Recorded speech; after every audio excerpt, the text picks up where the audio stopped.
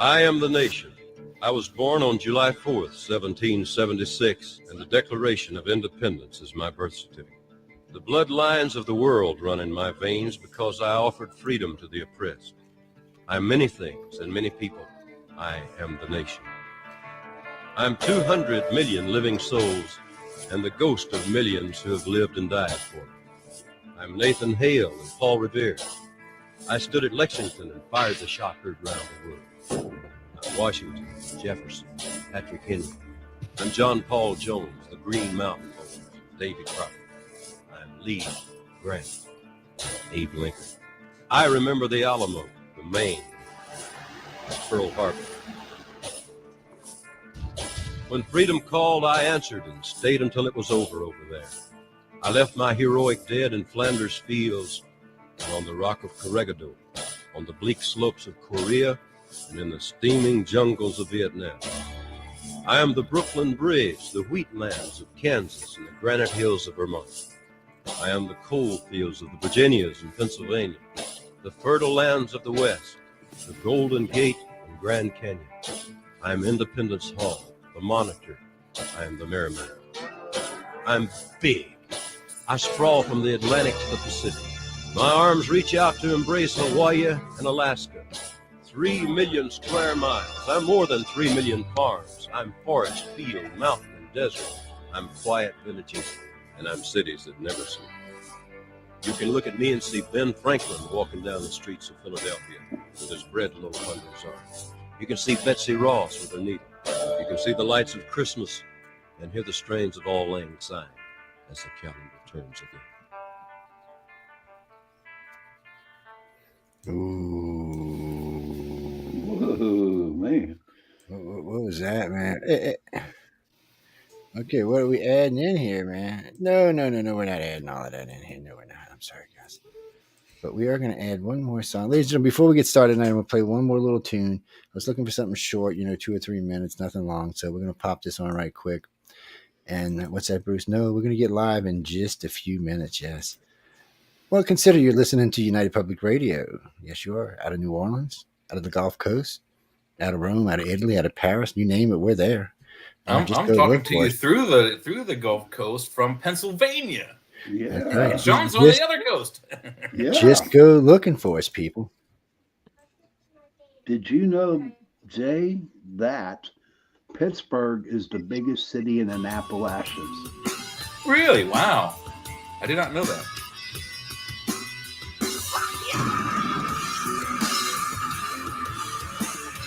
By the way, I got one book to give away if y'all can tell me the name, the artist, and title of this show.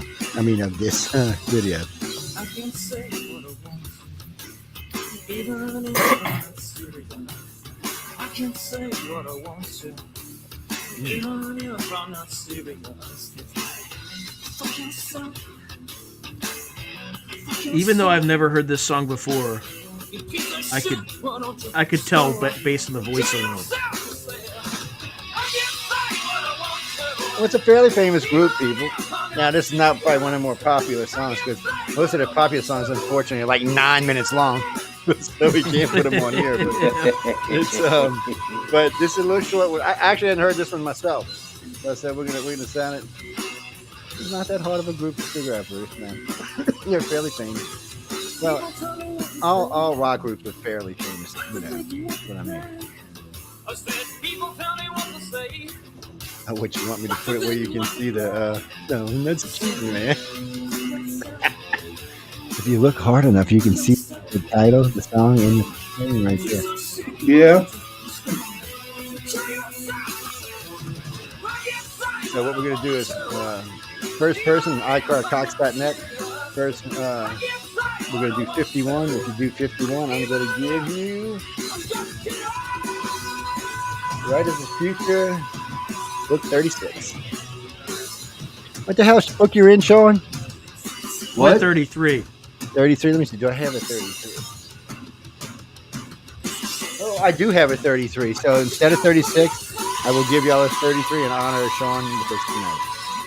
Just don't read my story before you go to sleep. That's all. That's all I'm asking. Boo. So I can tell you now because it's 51. It's Tool, and the song is Hush. Yes, I bet y'all didn't know that, did y'all? No.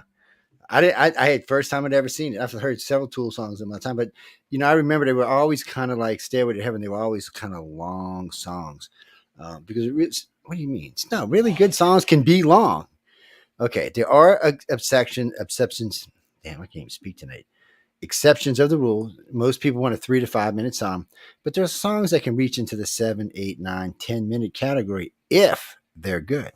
I know songs longer than that are good. They have an album by Tangerine Dream called Encore. It's a live performance that was only 70 minutes long. It's exactly 4 songs long, 2 vinyl discs in a double album, 1 song on each side of the record. It was like a $20 vinyl back in the 80s.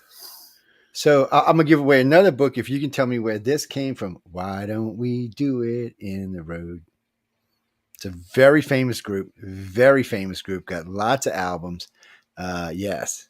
And it's on a particular album that everyone who's over the age of 40 or actually 35 should know. Why Don't We Do It in the Road? Yes. Huh? Well, you know what? The same people who sang Rocky Raccoon sang that song. Wasn't that the Beatles? You were supposed to tell him, Jay. Damn. Jada gave it away. Y'all should have luck now. Jada gave it away. Oh crap! I thought that was a clue. That wasn't them. I thought that was another group. It was the Beatles. It was Godzilla, the group. It was Godzilla, the group. Yes, it was the Bloody Beatles, and this is what happens when you miss office meetings. What do you mean? Who's the Beatles were never my favorite group. Okay, look,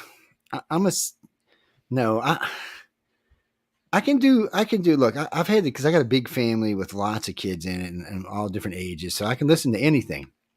But in my heart of hearts, I kind of like just rock. Any just kind of rock. I don't even care what it is, to be blatantly honest. I like guitars. I like bass. I like people screaming out their bloody ears. I don't know. No, Frankie, to be honest with you, no. So I went private schools growing up, a lot of operas, a lot of ballets. And don't get me wrong, there are a lot of the classics I really like. And I even like some of the classics that have been turned into rock or pop. But Beethoven's Fifth Symphony is cool. But you're talking about the song Beethoven's Fifth, and it wasn't quite as cool. I'm just saying, man, come on. Beethoven's Fifth is kind of hard to play on piano, and I've played a few bars of it. It's not an easy song. Well, how about Whiskey in the Jar by Metallica? That's always a good one, man. That's an old Irish song. Yes. I hear they put Sean's in prison for that song. And it doesn't matter which way you spell your name either. They still put your ass in jail. You don't have to be Sean either. If you have an MC in front of your name, you're in jeopardy. That's true too, man. That's true. Mac anything. Welcome everybody. Jay, nice to see you. How was were you on with Jay tonight? I mean with Jeff tonight? No, my weeks are I think 2 weeks from now. It was Wham and Jeffrey tonight. Oh, Wham. Mm-hmm. Yes, Wham. Yeah, the doctor and Jeff were in the house. Yes, Wham is a very interesting individual. Her and I have had many political discussions over the years. I try not to go to their show because I love Jeffrey to death, and I like Wham, but they're very, very, very, very, very liberal. And Wham and Jeff are pretty similar in their political beliefs. Yeah, mm-hmm. Yes, you and I are more close. But she's a PhD. What is she? A writer? What is she? I think PhD in education or English. I'm not sure which. Yeah, somewhere like English or composition at a. Yeah, I know. Yeah. Well, no, she's really nice. She's a lot of fun to talk to. She's insane. Oh, yeah. Like, very smart lady. Just like most of the people on the network are kind of insane. When she enters a room, about half the IQs in the room drop about 50%. She is one smart lady. So on the Arthur's Quillamore, I got a guest coming on. We got one Navy guy. We might bring him on here in a couple of weeks. And we got a guy who's these are all winners this year, by the way, for Writers of the Future. And one of them was tied into some really heavy black ops. So I was thinking we might bring him on. And I know Sean's been doing this Sean over here on the left, so this could be left and right Sean tonight for me. Well, for this perspective, that's under and left. I mean. And What's that, Frank? No. So anyway, Jay's on Church of Mavis with Jeffrey Pritchett, and Jeffrey's always a blast. He's really insane. He's a lot of fun. He's been on that spot for now about 10 years. So Yeah. he's safe and comfortable there. Sean right here, Sean Kelly, he's from Pittsburgh Paranormal. He does Into the Night on Tuesday and Sunday, which are both doing good. And then we have the new Sean Patrick Hazlitt, which I still can't pronounce his show yet, so we're gonna have to let him tell everybody the name of it. Through a Glass Darkly Oh. Radio with Sean I just Patrick. can't do it. I got sooner or later it'll sink into my head. Michelle would like to know. The uh, boss wants to know why Joe is not on camera. Oh, sorry, I forgot. Oh boy. It's How did you get your picture to vibrate? That's what I want to know. Or you were on There's a really easy way to do that. You have really, really old equipment, and it does it all the time. That's a really easy way. Unfortunately, I wish this was old, but that's not the thing. This was the vibrate. Well, I can't do it now, but because I'm not close enough to. Or you can always go bam, bam, bam. Brittany, getting back to where we were. So no, everybody here does a show on the network, and we're still looking for a female host that can fit in with these guys here. What do you mean? No, it could be more than one, but we're just really looking for one right now. Well, everybody has to get used to everybody. When we bring in new hosts and stuff, and we're not always here. Sometimes, we might be busy or somebody might be somewhere. That's why we have as many hosts for the show as we do. And it's a good panel because we're talking a lot of, especially right now, it's a political year. We've got, don't forget, come election night, we are here from like 4 till 2 a.m. Every host we can get is here. I mean, everybody's calling election. We have sources coming in from so many places that it gives me a freaking headache. But we're there. And so both 16th year, if we predict the presidency, correct? So we've been right on the money. Even though a lot of the hosts last year didn't want to admit because Trump was way ahead when we were all going to bed. But like I said, it's assuring he's in, and then we wake up and it's Biden. I was shocked. So when we were talking that like late, I was like, well, I just had this sinking feeling that it wasn't because in every category, everywhere he was winning everywhere, and then all of a sudden he wasn't. Well, people, regardless of that or not, I still put that on Trump. Trump had run around for 2 years saying, "Oh, they're going to cheat." Well, you should have been ready for it. So this year, I think they're keeping him busy, so he can't be ready for it because every time I turn around, somebody's suing him, somebody's trying to put him in jail, so on and so forth. And Mama said, but. That's a good segue into Georgia. Now, Georgia is one of my favorite states. My sister. Are we talking the Soviet or the? No. Well, that Georgia's not bad over there either. But yeah. my sister's a native Atlantean now. No cow. She's been there long enough to be a native now. She's not a New Orleanian anymore. She don't even know what damn crawfish is. No, I'm just kidding. She's very hard to get crawdads up there in them mountains. But she eats more crawfish than I do. So this thing going on with this prosecutor, what's her name? Fannie Willis. Fannie Willis. Yeah. Fannie Willis, the pain in the ass. So the other day I'm listening to CNN. I'm like, well, this girl's going to walk. This is going to be a problem. They're going to go after Trump even harder now. And then yesterday or day before yesterday, I hear she keeps large amounts of cash in her house. I said, ooh, that's a red line. But then her daddy, who's a very famous judge, comes. I said, no, I told her to do that. And in all fairness, a lot of people in the South keep cash in their house because of hurricanes. Not the kind of cash she was keeping her house, mind you. Now, we may have 3-5 getaway cash, for a hotel. And ladies and gentlemen, right now I have no cash in my house. I don't think you can come rob me. But a lot of times before hurricane season, we might have, we have 3-5 enough money that. If you get out and all the banks are closed, because during Katrina you couldn't even access your money, you had to drive to another state to access it. And hey, if they weren't wiped out from people taking money out of them, or the power isn't out, you got to get out now. So a lot of people do keep cash on hand, but not that kind of cash. So I was like, okay, well, but her daddy's saying that's why. I'm like, ooh, well, maybe that might fly in Georgia. Maybe it might fly. I don't know. And then of course, they're saying that their relationship was not before the case. It started doing the case, right? That's what they said. Under oath, they said that. So Trump subpoenaed their cell phone records, which we'll get into in a few minutes. But now we find out, before we even get into that, now we found out that her lover, before he was her lover, apparently donated tons and tons and tons of money to her campaign. And then I guess in reciprocation, She gave him some booty. I Yeah. mean, this is getting more sticky as we go along. And then all of a sudden, it seems like maybe they were talking before the trial, which means they both Talking should about recuse bang the themselves. gavel. Wow. So I'm not. I mean, she pretty much put her foot where the sun don't shine at this point. I'm not sure. There's some serious ethics violations here. Will this stop this case? I don't know. 60-40 that it will, but you know, any way she goes from this point forward, everything she says is questionable. Even any judge is going to be going, this is questionable. We can't trust what you're saying. Also, that means you can't trust the other guy is what he's saying. So these are the top leads on this case. So if it gets put on hold, that's it. It will not make it for election time. It'll be out there. It won't be there for election time. And I heard a couple of Supreme Court judges say at some point there has to be a fairness to Trump. You can't keep loading on cases 6 months before the election date. Yeah. That's just really, you know, especially since it's all just Democrats doing it, no independents or libertarians or Republicans are doing it. So, Well, you and know, the Supreme Court's already also stated that any other states that try to get him off their ballots, then they must be done constitutionally because they've already reversed 2 states and then another state. Oh, well, you heard what's his name, Gabbage or whatever his name told. What's the last male on there? What's his name? Anyway, he said the other day, he goes, well, look, governor of Colorado and governor of California, I'm gonna tell y'all just one time.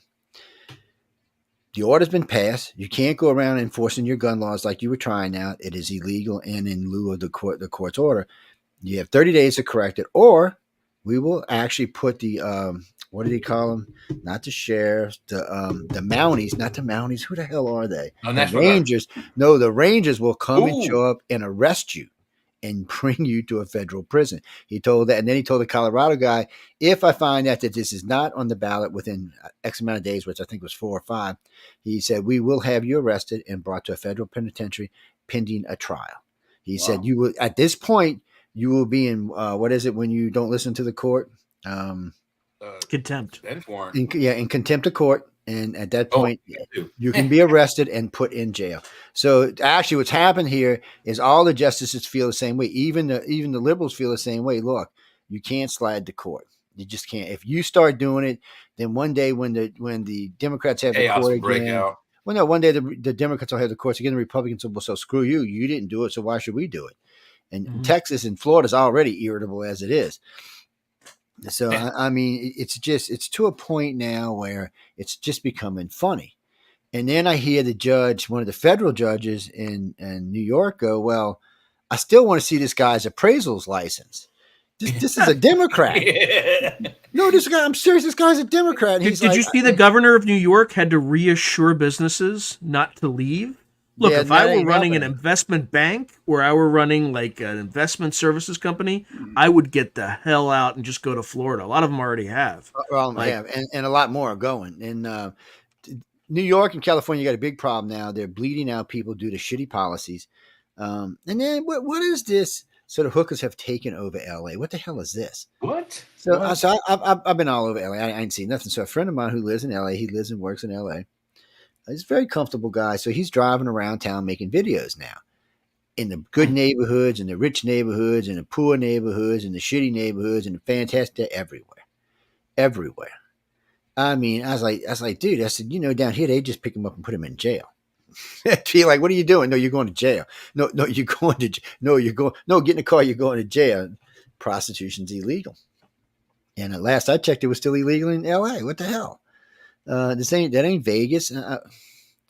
They let people go into Walgreens and take whatever they want. So yeah, I mean, you can tell they don't care. And they showed they can't arrest them on the way that they're dressed. I mean, if you've seen some of these girls on the streets dressed, I mean, there's nothing left to the imagination. But as long as nothing, X-rated is showing, the cops can't do anything until they, approach breaking the law. Yeah, it's just, I mean, I'm watching California just slide off. We don't even need an earthquake for y'all to slide off into the ocean, man. Y'all doing Lex Luthor's plan should have been allowed to happen in Superman 1. Well, it's just, no offense, Sean. I know you're over there in California, but California got to get a grip. Well, it's not northern. It's from the middle of California up. That's fine. It's just the bottom half of California is the effed up part.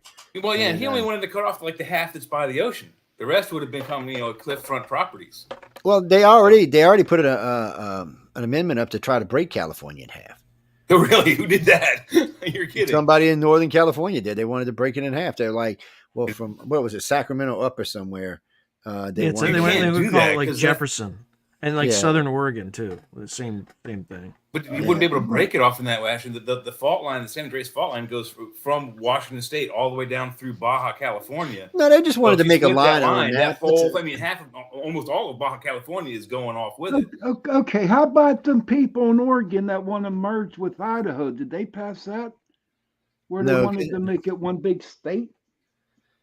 And why would you want to be part of Idaho? And they're not even next door to each other. You know what? There must be some really good weed in Washington State. That's all I can say, man. I mean, come on. Why would it? I got friends who got out of Idaho as fast as they can. I mean, Lord. Maybe seriously. Idaho's not that bad. It's actually it's like a hidden gem, right? There's lots of highest cancer rates in the country. Couple years ago, because there was a lot of people in Oregon did not like the way the Democrats were running or the liberals were running Oregon, and they had sick and tired of it. So they called Idaho and they said, "Do you mind if we join you guys?" They wanted to make, but like 2/3 of Washington's freaking belongs to the Indians anyway. I mean, how much does a white man actually own there? How many? I'm not talking Washington. 50, I'm talking Oregon, buddy. That's not. Oh yeah, Oregon. Yeah, I got friends in Oregon. So. That's the one I'm talking. Oregon. I got a good friend that lives in Oregon. She's a black girl, and she always tells me, she said, "I feel like a candle, Joe. I'm walking down the street. I'm looking. Is any black people around here? Any black people around here?" I said, "I had to marry a white man because there ain't any black man in the freaking whole town." She said, "You think I'm kidding you? I'm not kidding you." Yeah. I'm like. She said, "Hey." She said it's like 0.1% of the population up there. I was like, "What?" I said, "Well, you could always move back to Philadelphia or New York." "Oh, no, I don't want to go back there. Screw that. I'd rather stay where I'm at." She said, "I'm staying here." But, that was a hard-working little young girl there. Their family came from Africa and lived in the UK and then moved to Arizona, and then they all went their own ways. And she moved to New York, got her nursing license, and then got her nurse practitioner's license, and then got her doctor's, and then she got her PhD. I mean, she's just going to town, man. It shows you the difference, though, from someone who came from outside of our country, how well they took advantage to what we had to offer versus someone from inside of our country that's like, "I can't do that." Well, really? She could. Why can't you? Part of the thing is people that come in clandestinely or illegally, they can't really legally make any claims to that stuff. If they do and they do it wrong, they get caught, they get boosted back out, which doesn't make any sense anyway or difference anyway. They come right back. But that's the only difference. Now they get ballots. Yeah. Now they get ballots. They get ballots, or they get a free trip. There was a video I saw that the California Highway Patrol was moving some Hispanic-looking men, and some guy was mad that he thought they were illegal immigrants. A, how did he know? And B, he was filming the police move these people into a hotel from a bus, and he talked to the police in such a way that they finally arrested him and put him in jail because he was being a pain in the ass. So just the whole immigrant situation is getting to the point where some states were being threatened with who was it that's being threatened with not is it President Biden being threatened with not defending the Constitution by letting the borders run free like that? Oh yeah, they had something they were talking about yesterday. Well, it's not hard. It's not like it's a mystifying problem to stop. That's what's so frustrating about it. Yeah. Right. You put me in charge, it'll be over by the next day. I'll just mine the entire border. People start blowing up. Just be killing people, man. Well, you're not. They're killing themselves. You just put a big fat sign. This is mined. If you step over it, danger, and a few people lose some legs, and they'll stop coming. You could do that, and it is a good idea. But instead of a anti-personnel mine, just fill them with an indelible paint. You don't have to step on the mine. You just have to walk within proximity of it, and it goes and sprays everybody in like a 10-foot, 20-foot circle. Yeah, but I've talked to some guys on the border. Like what they're doing is they're coming over in like packs of 250, and there's like 3 border guys, Three monitoring dudes with a truck that holds 5. Yeah, like so for they like get to arrest they have 2 like people. right, they have like a 50, and what they'll do is they'll like send the the fentanyl out, put like a baby on top, and then like throw the baby in the water, and then they'll have to go pick up the baby, and the mule with the fentanyl just gets through. Like it's just. It's they know our system. They know how to get around it. So, and they've been doing it for what, 60 years? I see a couple of more states from up north have sent people to the border. So it's Texas is basically just, if it wouldn't be for New Mexico, Texas could probably get all the way across to California and get a nice border protection. But New Mexico is so blue, they ain't getting nothing in there. Texas would have to actually invade those states and get over to California to control that border. Well, no, Arizona would easily go with them. Arizona's a but they would still have to fight their way in those 2 states, New Mexico and New Mexico, California. Did you know Pennsylvania's joining Texas? Did you see that? Oh yeah. They're all over, man. Pennsylvania. That was like a shocker to hear. No, there's Wisconsin, there's states. There's quite a few northern states have joined in. And, well, your senator has gone like 180, right? What's his name? The thug. yeah. He's like turned 180. He's like pro-Israel. He's well, I tell you what. He's like, what happened? Religion. I think he woke up, and I'm going to be honest with you. Or he unwoke, Sean. No. He unwoke. Yeah, Fetterman took a down and out, below poverty area in Pittsburgh, and he changed it around. And when he got into the senator, right, when he came to senator, okay, all the Democrats are feeding him a bunch of bullshit. But you know what? What Fetterman did was he went back to his roots, what he was witnessing and where he was living, what was happening in the world. It clicked. It clicked, and he's coming back to being the John Fetterman that I know, that I respected. So, yes. Yeah, he found religion, I'll tell you that. Found religion, or he got a wake-up call or something. He's probably still wearing them ghetto hoodies, like looking like a thug. So what? That's how he did it. If he's doing the right job, I really don't care how he looks. I would really prefer when he represents us in DC. If you're a United States senator, if you're a United States senator, it's like, come on. But every time you see him on the news in Pennsylvania, Philadelphia, he's hoodie. You can see the neck tats going. He's in a hoodie. Yeah, and hoodie. In shorts. You're an elected official. At least look official. When you're at home, wear the hoodie. Why, Jay? Why do you need to look official? What's it do?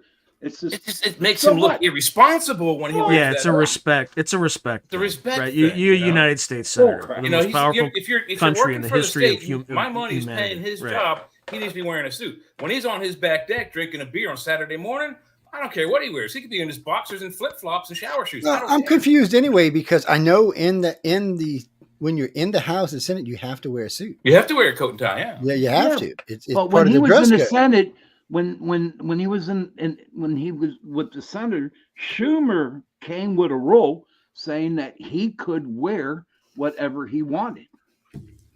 Yeah, well, Schumer can do whatever he wants. He don't control the Senate. He's got to have a vote for both sides to do that shit. Well, I mean, I agree with the guy can wear whatever he wants. I just would rather he would wear more respectful clothes when he's in the limelight. It's undignified, is the. It's undignified. What it comes down to is, if you want to be taken seriously by the rest of the country and your fellow peers, thank you. Be in a suit. I mean, if you're not, and it doesn't matter how good he is, people are just going to look down on him for wearing a hood. Yeah, you have that little graphic underneath that says Senator so and so from such and such state. It's like Zelensky. He's got like that thug wear that he wears everywhere, and it's just like, you're raising money for your country. Like, have some respect. Have some respect. Come on. I actually wear hoodies myself, but I just when I'm at work in my daytime, you'll see me in one, especially with my bald ass head and it's cold outside. It's But you're not a senator. You're not a United States senator, Joe. You wouldn't see me wear a hoodie. No, he owns his own business. He owns his own business. That's right. And you wouldn't see me in a hoodie on here. Now, if you see me with a customer, I'm not going to be wearing my hoodie. I'm not going to even be wearing an army, but because I deal with multi-million-dollar customers. And when I'm out in LA dealing with hobnobbing with all those rich and famous, you'll see me in a suit. And 4 pairs of glasses. I'm not the winner, you know. Actually, most of the time, what's her name steals my glasses, so I don't have them.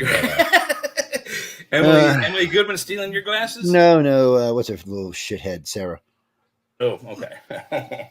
And but anyway, you know, a lot of the people we deal with out there are all millionaires. A lot of the people we're going to deal with in other places are millionaires. A lot of the authors are millionaires. Even some of the illustrators are millionaires. So it's a little different, you know, and I don't expect him just like Tom. When Tom's out there, he's in jeans and a t-shirt, unless it's something formal, and then he's dressed different. It's just what you're comfortable in. I'm comfortable dressed like this. It doesn't, you know, when I'm traveling. Now you won't see me like dressed like this when I'm traveling. I won't be in a t-shirt because t-shirt in old days when t-shirts were comfortable, you'd see me. When now they don't feel as soft as they used to. So you'll see me in an older, like 100% cotton shirt or something nice and soft while I'm traveling, but a pair of jeans and a pair of shit kickers, and that's how I'll be dressed. So shit kickers, by the way, for you people in the north, is translated as cowboy boots. Yes, and that's because and when you're wearing real shit kickers, sometimes you got to kick a cow patty, man. So yeah, and then usually it's and it's a cowboy way. It's preferred where you want the pointy boots so the shit spreads away, or you want the blunt. Well, y'all seen like further away from you. Y'all seen my new ones, my anacondas. They're pretty. They You wearing them? No, I got to break them in. Actually, these are going back. I got to get a bigger pair. These are a half inch too small. Oh, they're beautiful nice. boots, though. Those are pretty. I mean, those are real snake people. They ain't no fakey snakes. You got a Stetson to go with it? Yes, you got a snake Stetson to match?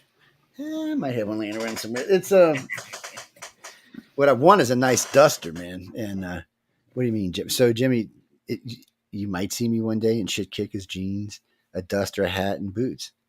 But if you see him I have a schizoid personality. What can I say? Well, yeah, she's in a bikini run. There is a video. Well, there's a picture somebody made of me who thought he's a smartass that put my head on a pregnant fat lady's body, and it's feeling like this. I haven't seen it in a long time, but it is still out there somewhere. That's funny. People, you can't, when you do what we do, you got to have a sense of humor about yourself. Yeah, people are just going to screw with you. Well, it's like the opening song for UF Undercover. I was talking with my producer. The guy was making fun of you.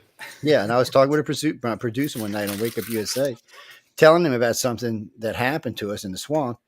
And a friend of ours, Ian, who was just a pain in the ass in one of the support groups, decided to turn it into a song.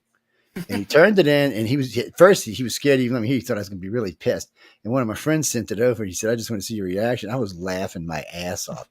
So I wrote to him and said, "Ian, can I use it for the opener for the show?" And he's like, You're effing with me, right? I said, "No, I want to use it for the opener for the show." And it's been the opener ever since 10, 12, almost 15, 20 years now. It's been the opener of the show. Yes, it's kind of serious and kind of stupid and funny all at the same time. Anytime you start talking about Vaseline and probing, it's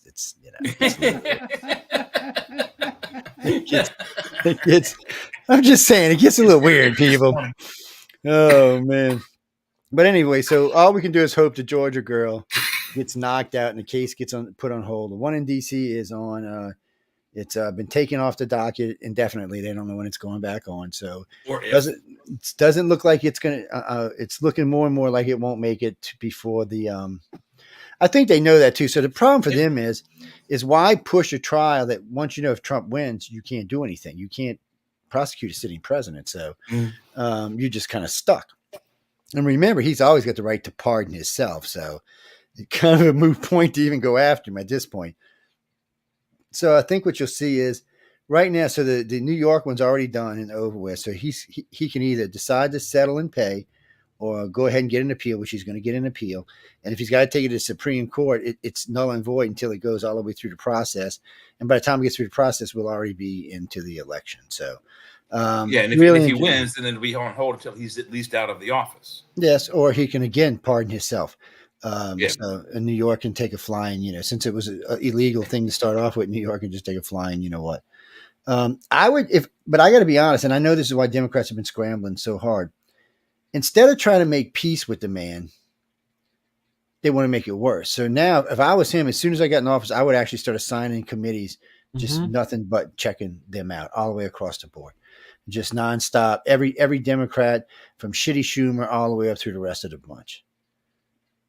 No, I'm serious. I mean, it needs to be done. And I heard him the other day talking about putting up a bill for term limitations on the Senate and the House. Praise the freaking Lord, man. What about age? What about age limit? No, they can't do age. You can't do age limit. You can't do age limit because why not? I mean, there's mandatory retirement at 75. But what age? I mean, at 81, 85, some people are very just there. They're very sharp and would make an excellent president. At some people, but you got to remember, some people at 50 are dumb as dirt. So I mean, the age limit is slippery slope because some of our best presidents have been in their mid 70s. But when you have a House of Senators that's over 59% of them are over the age of 65. Well, that's all fine. But if now once they get 65% of them get over the age of 75, then it's a whole different thing. So it's not so much because their faculties may slip, because as we move forward in America, our brains get sharper. We're living longer. So as we learn to live longer, in the average lifespan, which is only a few years away from becoming 100, people will be sharp at 80 and 90. So it's going to be hard to say. That's true too, but it's not just about that. But when I was a kid, when I was like, say 16, 50 was it, buddy. You were done. Yeah. You looked old and haggard. You was done. Yeah. I mean, you was just done. Now that's more like 85 or 90 now. So, I mean, it's a different world, and it's changing more and more and more. I mean, I was listening to them talk about the millennials and the Z Geners. They're expecting them to live to 100. Mm-hmm. And we're getting older and older as we go along, but it's not just the age, it's not the age factor or the mental capacity factor. It's the holding on to old, out of tune ideas and morals. And some of that, and some of that is true. We have laws on the book that don't make sense. We have laws in the Constitution that need to be updated for today's times. It's just a fact. There's nothing wrong with our system. It's just it's so old and has so many old bad ideas in it. It does, but think about it this way: we get the old bad laws that aren't being enforced. But think about it this way: yeah, they have laws for like stupid things like you can't put an ice cream cone in your pocket. Who puts ice cream cones in their pockets? But there's a law on the book somewhere. Say, I love it when you're going off. There's lots of blue laws. Yeah, there's lots of stupid laws like that. They need to get out. There are blue laws, but most of those laws are local laws. They're not really federal laws. And true, but they need to strengthen from the whole level, from the local. But you always have to remember this: you need streamlining. If it was up to the Z Geners in the middles, we would have already disarmed our country. Disarm the police. We'd all be wearing dresses. Remember, these we'd be wearing dresses on this show. That's right. And these are the ones that are getting into their 40s now. So they're 39, 38, 39, 40 years old for the millennials. So, and they're going to be taking power over the next 2 decades. So you need the oldie goldies. 5 years old, they'll take over control of the Senate. Yeah, and by then though, the oldie goldies who are in the House and the Senate will have influenced them and showed them behind the scenes. Look, if you don't do this, you won't have a job because you'll be dead. So Which what happens. You see a lot of this happen when people come to a certain age. It's older now than it was when I was a kid because we're living longer. So when I was a kid, it was much more serious around 35. Now it's more like 45 or 50. And because people know they're going to be around another 20 or 30 years, you know, comfortably, healthy and having comfortable lives. So it allows, because I mean, right now the majority of the Senate is older and lawyers, and neither one of those serve us correctly. They're out of touch in a lot of areas, but then when it comes to the protection of our country, they're not. It may be. It's a damned if you do, and it's a damned if you don't. And trying to balance that is hard. But if you don't have an age limit there, what's eventually going to wind up happening is like our laws right now are probably, I'd say 50 years behind the times. So you got these older guys who are 65 plus that are holding on to 1950s moralities, World War II mentalities that worked then. It kept us through the war, but now they're null and void. You know, the mentality of like, you know, you can't, you know, get into a house with an unmarried man and have children. That's happening all over the world. That's the new family. That's the nuclear family. Not married. There's no commitments there between the husband and wife, and there's children all over the place. That's how we are. There needs to be updated laws. And if you keep having an average Senate that's 65 years old every time it recycles, and you're going to have 65-year-old guys who are 20 years behind that law's times. And then the next cycle, there's another. We're not even catching up. We're still always 20 years behind the law times. They need to catch up. Well, the 60s doesn't bother me. What bothers me, sorry, something just popped up on my screen right as I said that. The 60s isn't really what bothers me. The age, it's not the age, it's the fact that it's 85% lawyers.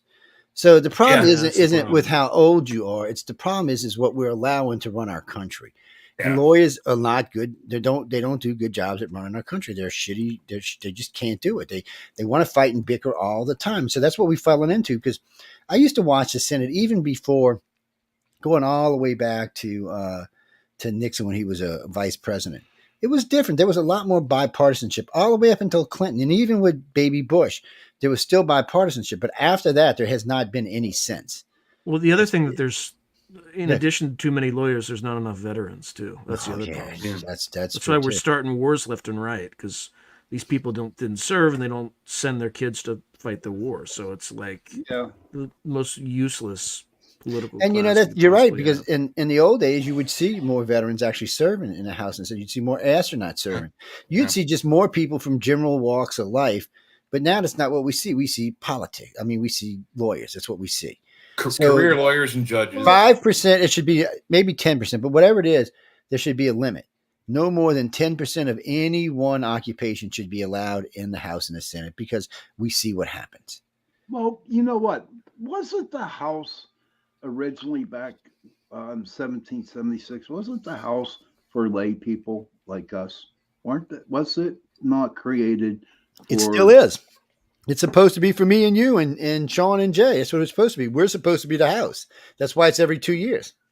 The Senate's supposed to be the snobby, sophisticated, went to Harvard and shit like that. And we, the people, are supposed to be the House. And sometimes it is, but for the most part, we're like the shitty lawyers in the House now is what you got. Yeah. You got the really high dollar Wall Street lawyers up here at the Senate and the little shitty lawyers down here at the House now. We're the free lawyers that you get when you get arrested. You don't have money. I mean, it's bullshit is what it is, and it has to change. Term limitations and occupation limitations will change Congress in ways you cannot even believe. And it is a little dangerous for both parties, because you never know when they might get into a rut, or somebody might just decide, hey, look, we like the way this has been working. Let's just stay with these people. But then again, 12 years for each side. It's two terms in the Senate, 12 years. And that would be 6 terms in the House, 12 years. So to combine the two would be 24. That's 24 years in the Houses. That's a pretty long time. I don't see why you need to serve any more than that. And let's say you got in at 30, you're going to get out at 54. Well, that's a good age to go be a mayor or a governor or maybe a House spokesperson for one of the states. Because you really have experience, then you can take that and bring that to your state and do something good for a change. But that's not how we do it. No, we don't want to do it that way. That's too intelligent is what the hell that is.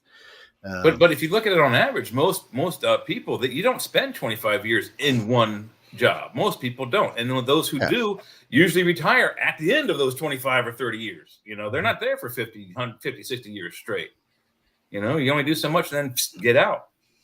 Well, that's I know my grandpa and all of them were all they were all planning on retiring, and they all did. I mean, they all worked till they retired, and then they retired and went and did whatever they did. Retired around 55 or 60, and then they had their retirement from the company, and then their retirement from Social Security, and that was life. But that isn't life today. One, you're living longer than that. You're healthier longer than that. Retiring at 65 and sitting on your ass and doing nothing. No, nobody's doing that. People are buying condos and traveling and doing shit. I mean, nobody wants to just sit there and die. I mean, it's just not who we are as a nation. And if we only go back, not even a full 100 years, it's the 1950s and 40s. I think the average age of people living was worldwide was 35, 45 years old. That was the average expectancy. You were going to make it before you died. 45 years old. It's almost doubled since then. Well, there's been some dips recently for some reason, but some backwards trends. There's been some dips, but. Then we can get into that too. I'm sure there's lots of reasons why. Yeah, well, there was a huge dip in 1945. Yeah, but no, they're talking like over the last 3 or 4 years. There's been a dip in the length. Now there's been some new records set for as far as how old somebody is. They're getting up there now. Yeah, well, then they find some dude who was 150 years old at some point. I know. I thought the 123. I'd have to go look it up. It was an odd number. It was over 120. I don't want to live that long. Why? As long as I'm healthy and can do what I want, I'm fine with that. Love to see how far we're going. What's going to happen? What our next. I just don't want to live past being useful anymore. Yeah. And most of my family don't. They are somewhere along the line. They just burn out somewhere. And well, I mean, even if I live past being useful, at least if I'm healthy and can walk around, at least I can see what's going on, follow the future, see history being made. Well, see, my 55-year-old dad married my 17-year-old mother, which I guess back in the day wasn't cute or was cute. My grandfather, after he divorced his long first wife and was almost 60, married some little 18-year-old chick. Yeah, I'm pretty sure that's what ended up killing his ass.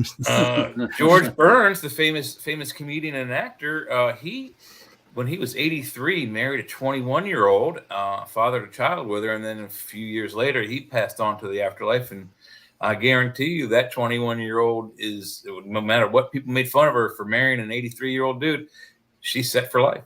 She probably didn't have to work. The babies probably had the best education. And this was like 20, 30 years ago in the 80s. What's that, Jimmy Lee? Who? What are you talking about? Clinton's not running for anything. No, yeah, okay. First off, they are trying to life soon, but not else. They're trying to find somebody to replace Biden with, but Biden don't want to go anywhere. According to the new polls, Biden is almost winning. So how are you going to get him out of there? Because nobody else even polls close to Trump. They tried to fudge as many Newsom polls as they could, and even in freaking California, he wasn't polling good. So, I mean, there's no way he's going to poll. Right now, his best poll against Trump is 30%. That's his best poll against Trump. I mean, that's probably out of California. He just can't garner the numbers. And poor Kamala, Miss Harris, which I'm telling you, at least half the time I hear her speak, she's drunk. She's like, I'm Kamala Harris, and we have to have abortion rights. And then the crowd claps and everybody's kind of looking. And then she goes on and says, I don't know, 30 or 40 more salad words. And you're kind of like, what? Is Joe Biden speaking? You know, I think she makes Biden look smart. I'm not even going to lie to you. I'm just. Unless she's getting a little tipsy on the plane there and back.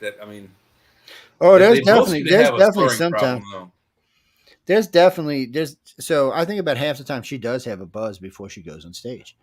And I think she doesn't think she has a buzz. I think that's what the problem is. She's one of those oh, I got it under control, man. I got this. Yeah. Oh, I got it. I don't need I just think Biden. I just think Biden asked Google Gemini for an 18th century vice presidential candidate, and it sped out Kamala Harris. Poor Kamala. Kamala, we love you, baby. We really love you. Yes, we. Despite the fact that you were 3D printed, you're a great vice president. Yes, we're a little scared of you, but we still love you. I mean, you're a little scary, though. I mean, as people go, she's a little on the scary side. What is that, Frederick? No. We'll talk about that if you want to. We can talk real quick. So, yes, the Ukrainians have been teaching other people how to use drones. What I mean by that is, so Ukrainians have been using the drones just to beat the living shit out of the Russian fleet. I mean, they've just been beating the shit out of it. So the Houthis decide that's a good way to beat the American fleet up. No. American fleet's a little tad bit more sophisticated, so it's a little bit harder. No, they never sink any American ship. Let me tell you what, Houthi, if you're ever stupid enough and get lucky enough to sink an American ship, just kiss all your ass. Take your Sunday prayer and put your head between your legs and kiss your happy ass goodbye, because there will be no more of you. No, yeah, exactly. We will hunt you down, your mama down, your sons down, your brothers down, and we will kill all of you. I'm just. It ain't gonna go well if you even damage one. That's why they're only shooting into international lanes. They're not shooting at our boats because it would be instantly on. If they shot, they've been shooting at us. No, they've been shooting at us. We just that's all the news is saying on the things I've been reading. They've been shooting at us. Just been shooting down. Why haven't we stomped that entire country? Because we've been shooting down. That one ship was running out of bullets to stop the drones from coming. They were. I read that. Yes, they have been. They're over there trying as hard as they can to damage a U.S. ship. If they're attacking our military ships, why aren't we sending more troops there? We are. We're actually steadily. There's Saudis flying every day. Well, right, but why aren't we putting boots on the ground and stopping that country into? Yeah, but why? Why? There's nothing there. There's nothing there. We can't justify boots on the ground. No American has been killed yet, and they're not the ones holding the hostages in And the guys I guess we can call it like target practice, now like skeet shooting for the Army. Now, the really dangerous part to all of this is if one of their drones does hit us and we found that it came from Iran, we'll be more worried. Screw the Houthis. We're going to bomb Iran. Nice We're going to bomb their asses into the where stone. the city of It's going to make Desert Storm look like a freaking cakewalk. We're going to bomb their asses into the Stone Age. One thing America does know how to do is have air superiority and bomb your asses. Kind of already in the Stone Age. They will be. If they're not, they will be. And the bad part is, main reason America has been staying away from Iran is because there's a big movement in Iran to overthrow the government and the religious. They want to get rid of it. And they've been trying for about 30 years. But if America goes in there and starts blowing everybody up, then that just gives them a reason to turn on us. Well, but they also tried in the 70s, if you remember. They did try early, maybe the late 60s. I remember I was a young boy, but all I remember is that the revolution went horribly bad. And then this is why I think when Saddam Hussein was about to take control or already was in control, and like millions of people were killed because of that revolution. So yeah, it's tough. It's right now. It's just a slippery slope for everybody involved. And really and truly, we don't know what the reaction of China and Russia is going to be if we go in and blow the living shit out of Iran, which is on the board. I mean, I've heard several people talk about it. It's definitely on the board. But only if we take damage, or if American lives are taken in a mass number, or if we take damage to a ship, then the U.S. said we could maybe use force to take out Iran's drone facilities and anything we consider to be a nuclear facility. That's okay. We can get away with that. We just can't go around mass bombing shit and if we start to help them and leave their power systems alone, the rebels in there will help us out. If we go in and start blowing up power plants and shit and everybody's living in the Stone Age, it's not going to work for us. They're going to go against, which doesn't really matter. Iraq went against us and we just, Iraq still deals with it. I actually did my master's thesis on that. Oh, shit. Iraq? Yeah. You can't do a precision strike because you need to take down all their air defense assets. And in order to take down all their air defense assets, you need to do like a strategic bombing campaign, like Kosovo. Yeah. So it would be ugly. Not only that, like of all those people that just came across the border, right? We'd have a Hezbollah summer. We'd have, terrorists and all that stuff blowing up supermarkets and all sorts of crazy stuff. Yeah, so it's not all kinds of it's not as easy as it looks. No, it would take effort, and America's only got a couple of choices. I'm pretty sure most of their facilities we know where they are. So if we wanted to strictly go all stealth, we could probably take out their facilities, but by doing so from up high. But doing so, if they get lucky and they hit one of our jets, it's gonna be full out war. And even I don't care how stealthy our jets are, which I mean the F-22s and the F-35s are very stealthy planes, and they're very fast planes, but they can control their stealth to the point that they can go visible. But no, see what Sean's saying is exactly how we did Iraq. We went in, we bombed, we took out every air-to-air missile that could be found anywhere. Any AAA, anything we could find that might put our planes in jeopardy. And we didn't even use stealth planes for that. We used like F-18s and stuff like that. And we went in and took all that shit out. Then we let the A-10, the F-17s go in and start doing their job. And of course, every now and then you'd be watching CNN, you'd see a cruise missile going by. They look like they're in slow motion too, man. Well, and here's the wrinkle with Iran, though. You couldn't do it at night. You'd have to do it during the day. And the reason you'd have to do it during the day is you need to kill their nuclear scientists, because if you don't kill their nuclear scientists, they'll just reconstitute the program when you leave. Yeah, sure. So there's a couple of things. I mean, if Iran either has to be an all-in-one package or leave it alone, which is what we've been doing. I mean, there may become a time when we decide to do, but you've seen the rollout for Iraq. That wasn't no Vietnam rollout. That was a fucking rollout. There was tanks and jets and planes. There was coalitions. There was all kind of shit going on. There was eye in the sky. I mean, we dominated everything. It taught one thing to Russia and China: be effing careful. Well, and that's the thing with Iran. Iran is more competent, like a lot more competent than. Yeah, but they don't have the capacity to do. We had ongoing like 24/7 flights over Iraq. That first battle at least the first couple of days. Well, it was only like 15 minutes to take out their Air Force, and then the next 3 or 4 days, all their anti-aircraft artillery guns. I mean, well, yeah. The other thing too is they have serious missile defenses, unlike Iraq. Like they have they probably have more serious weapons, S-300 Russian well, systems. I don't know what they don't have they got, stamina though. We have so much more stamina than them. No, because Iraq. So going over them. When we attacked Iraq had just got through kicking Iran's ass into submission. That's what they were saying. They were using nerve gas on the Iranians. They had just whooped the living shit out of Iran. And Iran and Iraq pretty much were using and still do use the same type of air-to-air defense systems from Russia. America's not really worried about Russian air defense, and that's not the things we're worried about. We're worried about accidentally detonating a nuke, or they might just detonate a nuke saying we use it on their soil. It's just too dangerous of a thing. We'd have to commit. I mean, it couldn't be. We just have to say, right. Okay, we have to call all of our allies and say, okay, look, this is Desert Storm 2, just Iran instead, and we got to commit to this, and then we can take it out. And it's not just going to be committing to take Iran out, because we're going to have to deal with all the terrorists in the Middle East while we're doing it. So it's not just going to be bombing this shit out of here and bombing this out of there. But the terrorists are stupid. So you'll see them. They're going to blow up shit like Turkey, because Turkey's going to be one of the countries that want to sit on the fence. Oh, no, you'd have to set up a cordon. You'd have to set up, extra security. It would have to where be. You're going to bomb, so that when Iraq leave the ship, you catch them on the way out. Yeah, it would have to be Iraq too. And the thing about that is they haven't done anything enough for us to warrant spending or putting that many lives at jeopardy. Because you're talking literally hundreds of billions of dollars to finance a war right now.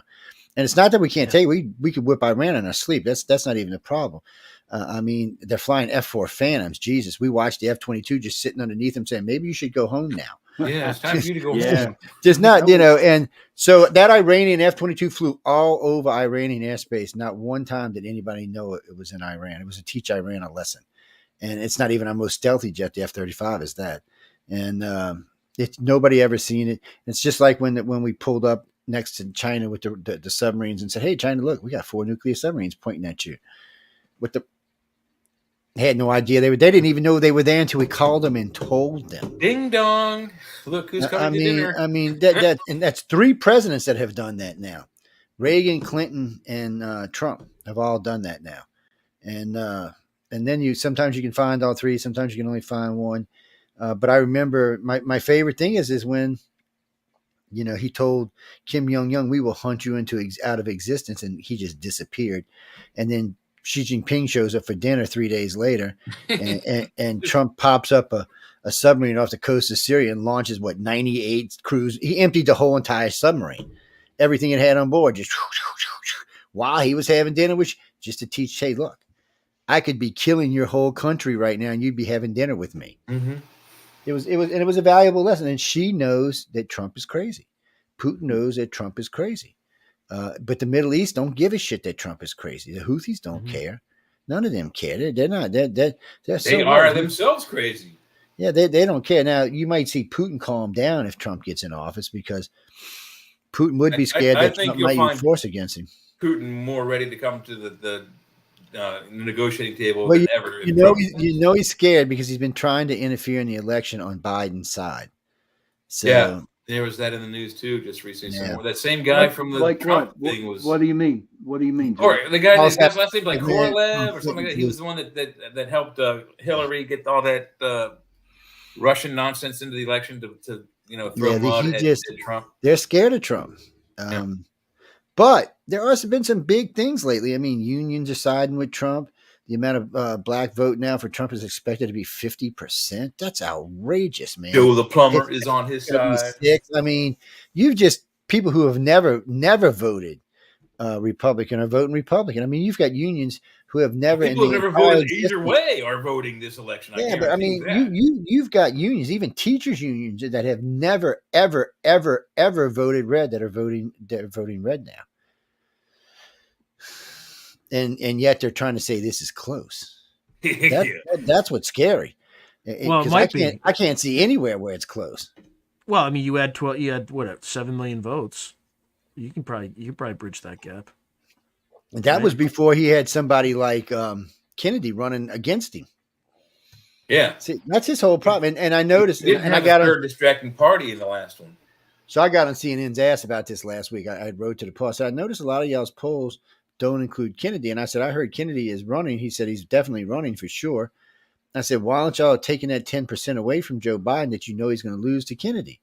I said, as best I can see at this point, this is a landslide for Trump. And I said, and if it's not, I think you're going to see more than half the country upset. I said, because I think that's what you're going to see. Vote for I think that's what Kennedy. you're going to see. You're going to see like 100 million votes for Biden, and people are going to be like, "What?" Yeah, Well, nobody's how going does to that believe that. Well, I know, but let's say it happens. What do? You do? There's nothing you can do. Oh Then you yeah, cry there's a lot foul. you can do If it then. happens twice in a row, you cry foul. I mean, come on. What can you I do, don't know. Joe? I mean, you can cry, bitch, whine. No. The So best thing you can do right is stop now- paying your taxes. Just right stop paying now- taxes. No, it doesn't work that way because let's say I think registered voters right now is about 160, 170 million. Trump's going to draw 86 to 90 million no matter what. So if he pulls 100 or more, that's way more than is actually registered. You can take that out. Congress will have to go through that. Everyone will have to look at that, and But will right they? then and there, they But will. will They'll they? have to. They won't have a choice because the country won't let it slide. The country barely let it slide last. Yeah, you have more faith. You have more faith. I think Americans are complacent. Americans and are they just disgusted with Biden. If it was anybody but Biden, I would say, agree, but they're not going to do anything about it. They don't have a choice. Like we can't rely on leaders to solve anything anymore. You got to It's solve not your own even- problems. It's not even worried about they leaders. can't even make command decisions. Or command. When you're still making $9 an hour and paying $15 for a Happy Meal, you're not going to keep tolerating. And so what I've been seeing mostly with people is people are just pissed. Yes. I can't even find even any of my Democrat friends that are going to vote for Biden right now. Even in Cali, he's only pulling like 41%. They might still vote for him anyway. But you see, that's the other problem. If they do, these people will come out and say, no, we didn't vote for him. And there's been some other things that have recently come up about the 2020 election. So what they're hoping for. Joe, it was the freest and fairest election in human history. Yeah, but there's never been a freer election. There's absolutely no. I see the company with the machines dropped their lawsuit. That's interesting. Yeah, that's interesting because they were impenetrable. I mean, nothing, unhackable. So we already know. Right. So we already know.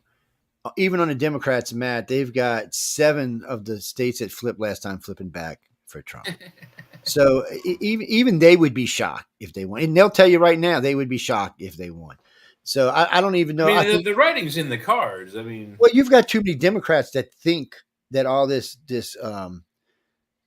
criminal stuff is election fraud. They really do. If 50% of all Democrats think that the Democrats have gone overboard and are trying to win by cheating. So even they're turning on them. The independents have already turned on them. The libertarians have already turned on them. Now you got. What's really scary though? You know what's really scary? Like this whole Google Gemini thing with all the stuff that's happening there. That's what we could see. That all these tech companies are doing. Like that's what they're doing in the open.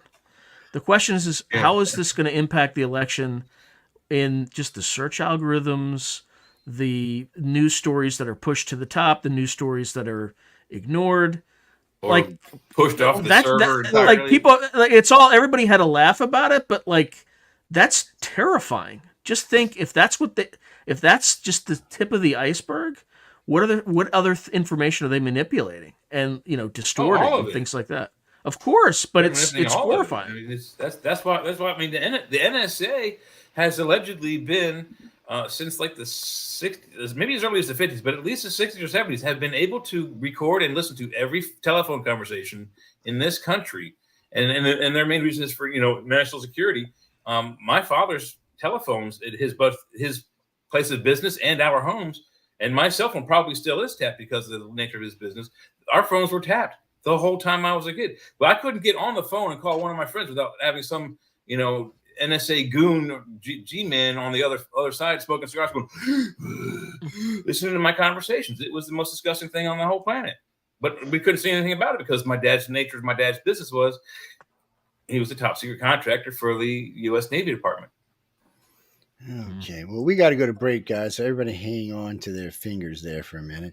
And What's that? Bruce Lee? Really? Bruce Lee? You better not. Nobody better be pulling a tubing over here. Okay, no tubing. Oh man! Oh man! This isn't a Zoom call. This isn't a professional meeting here. No that's tubing. right. No. Anyway, Jesus Christ. Anyway, we're going to break, ladies and gentlemen. You are listening to United Public Radio out of the great city of New Orleans. This is News on the Flip Side with Sean, Jay, and Joe. Hope y'all enjoy it. We'll be back in a couple of minutes. Coming up is blue and black, I should say. Sorry. And if y'all don't know what it is, I'll tell you when I get back. So here we go. Bloop, bloop. Well, bloop, bloop, and bloop.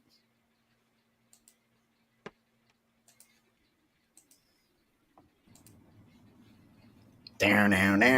Sorry. down. I need to get a guitar to play in here while we got these shows on. Banjo. Need a banjo. Oh, no banjos. You don't play banjos in the country, man. You know what happens when you play banjo. Turns into deliverance, man. Oh, you know what? We might have to play the dueling banjos one night. Just yeah. Right. Okay, what the hell, song? You taking a little long now. You're getting on my nerves. What do you want to hear? Red Foo. Maybe one night when I'll have to be drunk for Red Foo, I think.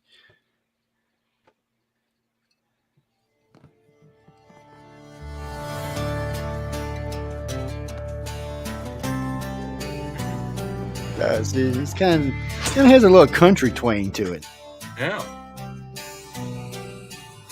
A night falls and I'm alone.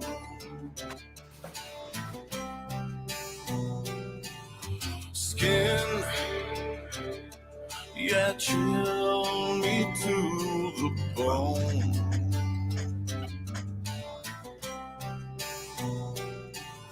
You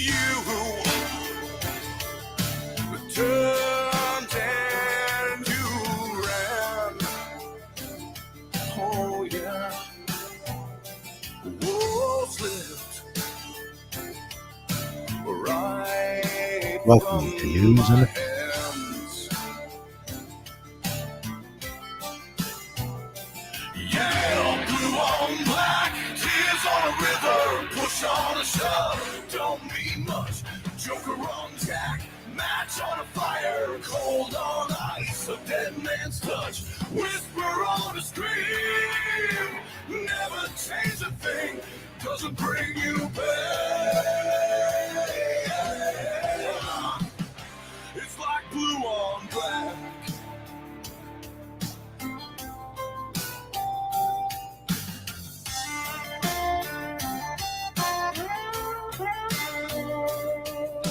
Blind,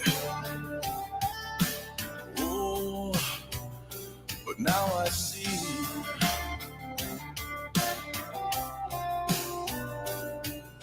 Truth, lies, and in between.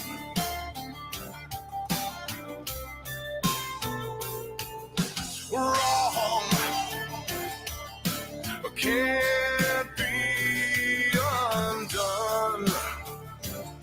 Oh no, well it slipped from the tip of your tongue.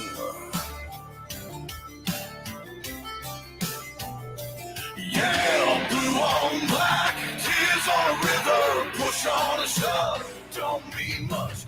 Joker on Jack, match on a fire, cold on ice, a dead man's touch, whisper on the scream, never change a thing, doesn't bring you back. It's blue on black.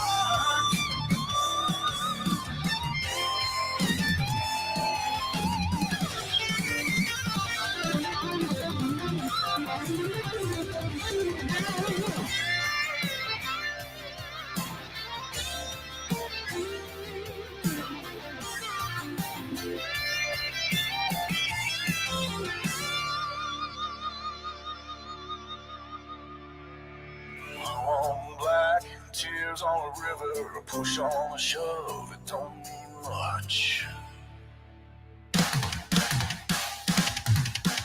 Blue on black, Push on a shove, don't mean much. Joker on Jack, match on a fire, cold on ice, a dead man's touch. Whisper on the screen, never change a thing, doesn't bring you back. It's blue on black. Yeah, blue on black.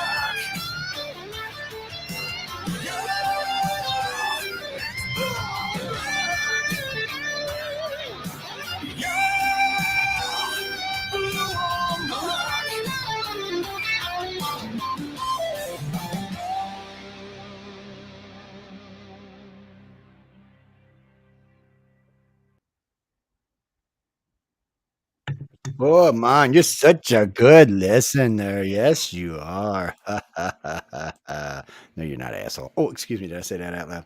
Yes, you did. Welcome back, everybody. Where's my cam? There it is. Ooh, yeah, baby. Shake it up.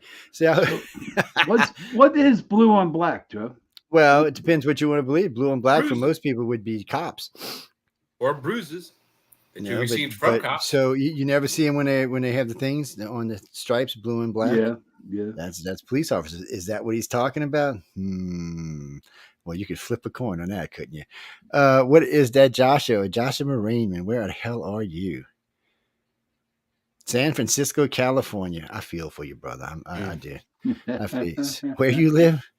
Oh, you upper middle class. What the hell is upper middle class? Never mind. I don't even want to go there. In San Francisco, it means like super wealthy. Oh, so that's what that means. So super wealthy. Do you have hookers in your front yard and people taking a you know what? Really? You got video? I tell you what. Yeah, we can play it on here. This is not a G-rated show, so if you want to send it, send it on over. ICAR at cox.net. ICAR at cox.net. Send it on over. Yeah, we'll play it on here. We're not bashful. So anyway, what? Oh, so okay, so this guy's a Democrat. He's saying what we were just talking about. Basically, if Biden wins, we know the country is just a load of shit and it's time to move to Canada. You mean what? 200 million of us just shift to Canada? It's not how that's going to work, man. Oh, it's not so hot up there in Canada, dude. So we split 100 million, go to Mexico and take it over, and 100 million go to Canada to take it over, and then we get all take it over. We just come back and take our country back, right? That's the thing. We strategically we cannot take over Canada. Canada is our buffer from Russia. Canada's northern border is the longest sea coast of the entire planet of any one country. I'm from Canada. When Russia comes across that border, we have enough time to get our stuff together so we can go up below from the bottom of Canada and meet them in the middle before they get to our border. We need Canada. We can't take it over. Well, then we just take it over and run the damn place. Actually, my thing is Canada is the same thing as with Mexico. I've always said this. We should have already annexed both countries. Yeah. Really, I mean, come on. We're responsible for both of their defenses. What kind of army does Mexico have? Really? I mean, what are they going to do? Invade Texas? Texas will kick their ass, man. Give me a break. They'll just put the Rangers on it. I tell you what, though, the cartels are pretty damn well armed. Yeah, the cartels are armed, but they'll be on our side. They're trained by like Delta, U.S. Special Forces. Like, that's what I'm saying. So the cartels will be on our side because they want their drug money to keep flowing. Yeah. So they'll be on our side. So Mexico don't have a prayer. And then Canada? What are they going to do? Throw elk leaves at us? Why don't you ask our station manager what? No, you see, as long as we stay away from her, we're all fine. You just don't invade Niagara Falls. Just gonna sit back and drink beer, you hoser. It's well, what they got 38 million. I mean, California could invade damn Canada. It's just. Well, no, okay, California couldn't invade. I take that back because their asses would get lost trying to get through Oregon, and by the time they got to Seattle, they'd be so stoned. Maybe a drag parade invasion. That's about it. But no, northern California could invade Canada now because they actually are away, and central California, It's just the southern California. No, Jack. It's north. Like there's around San Francisco is a little iffy. Yeah, well, San Francisco is crazy. I consider San Francisco south anyway. It's only 4 hours away. It's no, I think it's 4 hours from LA, not from San Francisco. I mean, from San Diego is further south than Los Angeles is, doofus. I forgot what's like 2 hours or something. Yeah, LA is like a 5 to 7 hour drive from San Francisco. Yeah, and we look, we love everybody in California. I can't help it. You've got an idiot for a governor. I did not put him in there. We'll talk about my idiot governor in a little bit, but I just look. I love California is beautiful. You got great people. It's a little crazy sometimes, but it's no worse than here any else place I've ever been. There's just crazy people all over our country. You have to get used to that. They might take it a little far sometimes. So what happens is Californians think it's a good idea, so they elect some idiots who said, "Oh, let's do this with." Anyway, we're not going to go there. It's like putting bathrooms on San Francisco streets and paying people to watch them so the homeless can go to the bathroom. Okay, that seems like a good idea in theory, right? I mean, really. Actually, by the way, San Francisco. Have you ever tried to take a dump in San Francisco? No. It is like the Odyssey. It is like you have to go through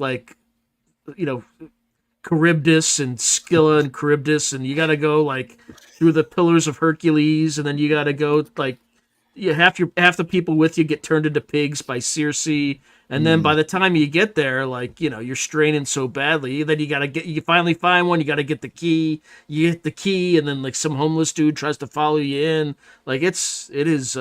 There's a reason. There's a reason that people have no choice but to empty it out on the sidewalk. So now we're going back, God, longer than you. Well, no, you're a little bit older than that, but a long time ago. So I was stationed in San Diego for boot camp. Good friend of mine who's at Hilton says, "Let's go to San Francisco." Some family hotels. We'll go hang out for a couple of days. We were on harp duty. We were out of boot camp, and he went and spent 2 weeks down in Mexico, riding down the peninsula, just having a ball, and a ride on the inside of the peninsula is what I should say. And then we came back, we did some hard duty, and we had some more time off. He said, "Well, let's go up to San Francisco. I got some friends in San Francisco." He said, "If not, we'll stay at the hotel." I'm like, "Okay, whatever." Man, so I get that San Francisco was beautiful. Everybody was friendly. The food was good. I was really surprised because I'm from New Orleans, and most of the time when I travel, I find the food to be lacking, and that's as nice as I can say that. And with the exception, maybe some beef stuff, but man, San Francisco had good food. They had good seafood, which is, we are big seafood down here in the South and on the Gulf Coast. And I was happy. I had a good time. And then about 10 years later, I was out there filming with Prometheus. Well, not with Prometheus, with ABC at Discovery. Damn. And I was like, yeah, the place is looking a little haggard, a little polluted. And then about 10 years after that, I was there. I was like, damn, is this the same? I was just like, this is not the place. So now I haven't been in 10 years. Now, a good friend of mine wants to bring me to the Chinese theater, have dinner up there, and fly me up from LA to go have dinner with him, and then fly me back. And I'm like, I got it passed. And I said, I don't want to go to San Francisco. But I said, I've been to San Fran, baby. I said, from what I hear now, it's far worse than the last time I went. It went from being like probably the most beautiful city on the planet. It was a beautiful city. It was a gorgeous city. To like fecal hellscape. So, a good friend of mine, a guy friend of mine the other day sends me a video. He's driving across the bridge, the San Francisco bridge. He sends me his video. He's in his car. I said, dude, drive the car. But no, he's got to have a video. He said, look how surreal and peaceful it is. I'm like, I said, dude, you do know I live everywhere. Every place you go here, you have to cross not one bridge, but many bridges. Some real tall, some real flat, some real long. I said, I'm sorry, but it just doesn't throw me, my friend. It's a beautiful bridge, and it did look like a nice ride. It was kind of bumpy ride, though. I noticed his high-dollar car so it wasn't exactly the smoothest bridge in the world. But he's done moved. He was actually there on business. He used to live there, but he's moved. He was going to move to he did move to New York City for about 6 months.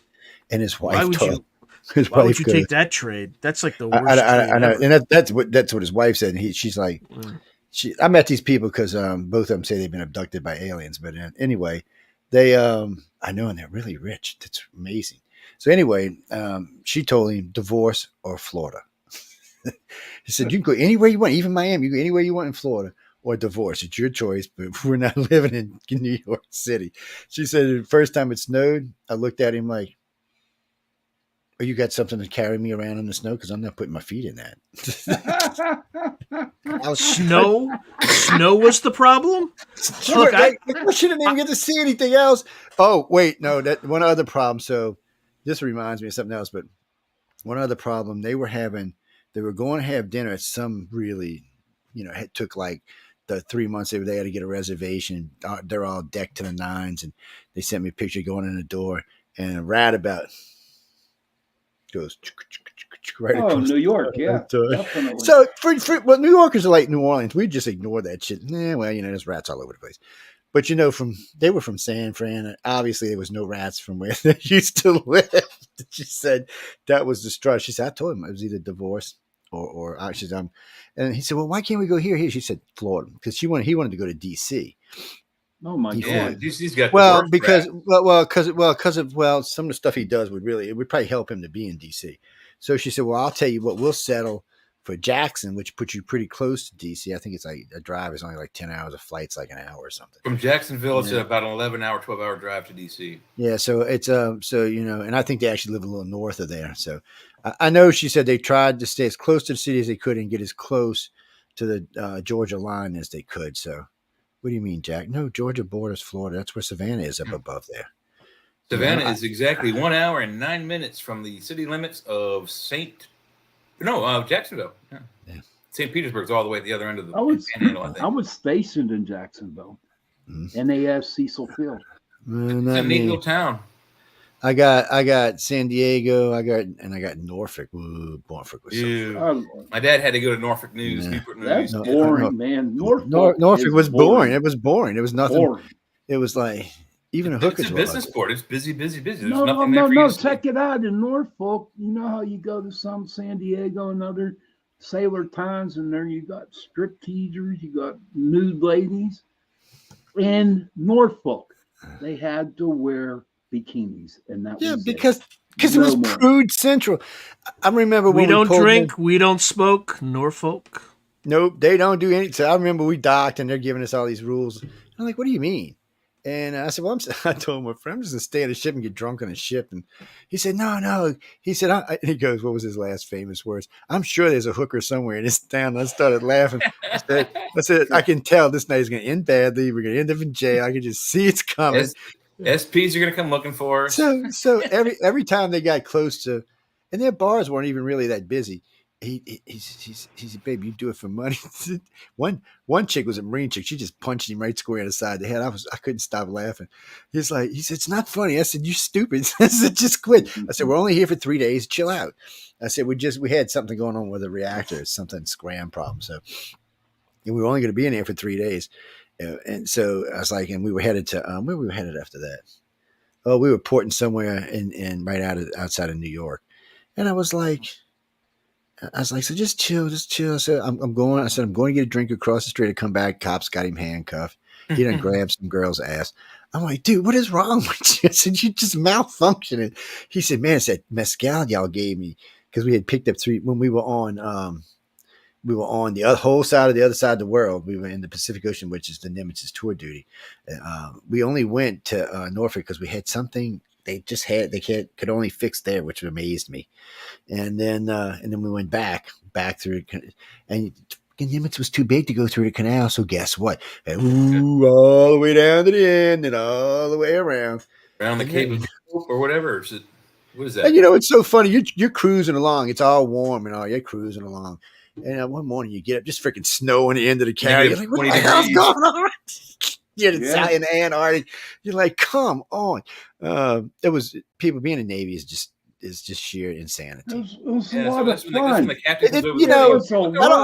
don't think it matters what branch of the service you're in. I think it's just insanity. Well, no, it's controlled. And so, all right, real quick, because we got to get back to the news. But so I get brought in them, and I got these real high scores, so they made me a PC at plane cap. So I was in charge of the whole area on my deck. That means every guy, and even the pilots had that listen to my ass. So I get out, and I'm like 18, all right, just barely made 18. I mean, I'm just, come on, you know how much adrenaline is pumping through my brain thinking about all of this stuff on the deck at the same time. So millions. I get out there. I got my boy over here. He's got my catapult under control. He's watching for my signals. I got my chalk boy over here who's going to pull the chalks from the way. He's also checking to make sure all the pins jet. I got my lifter guy and my guy checking his ailerons and flaps in front and ready. And all I'm doing is just standing on the side like this. I'm squatted halfway down. The pilot's looking at me. That's all that's going on. And I'm watching everybody. When I see the signals come through, you see my hand go, and then you see, and you're like, and that's just, and everybody, it's like a symphony. I mean, everybody's there. one F up, somebody dies. Yeah. Because any of the boys on the outside, if they don't clear in time, the jet wash will either kill them from the hit or from just knocking them off the end of the ship. Either way, they're dead because the props are back there. And like if I even stand up this much, I'm.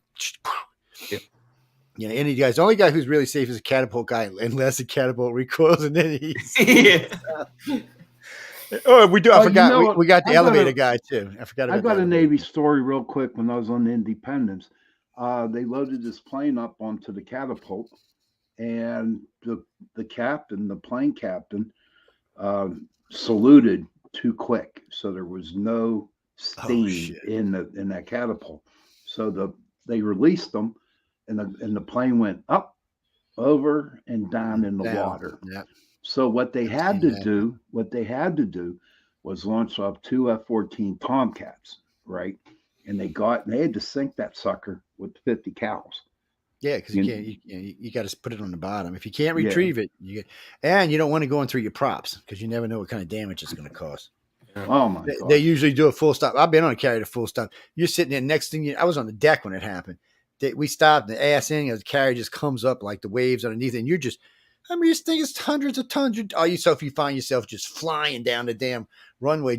What I did is I grabbed a resting cable to stop my ass. I cracked these 2 fingers right here, man. I had to get a bandage up.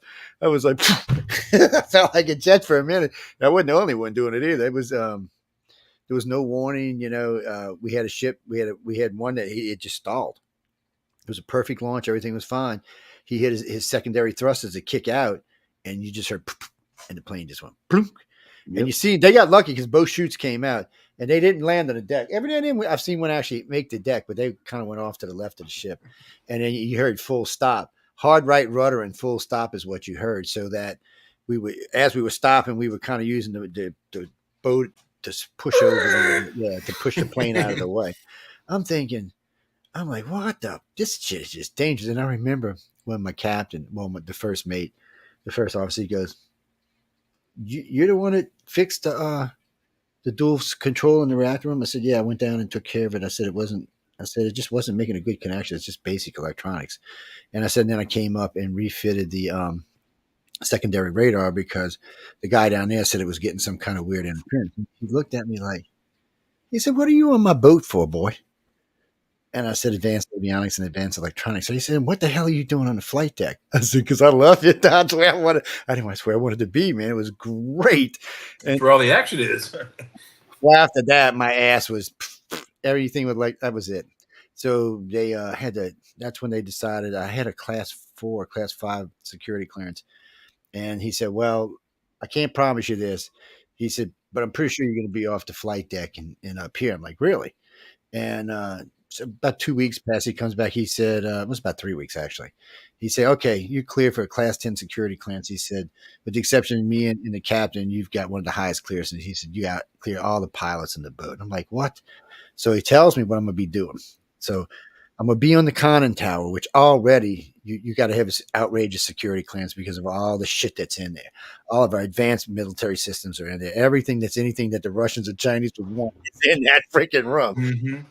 Secondary, I was in charge of all electronics maintenance on the airplanes, the ordnance, and the reactor room. So he said there was only 2 of us on the boat that even could even go to all of those places. He said, other than that, he said we have certain people which we got to run those people.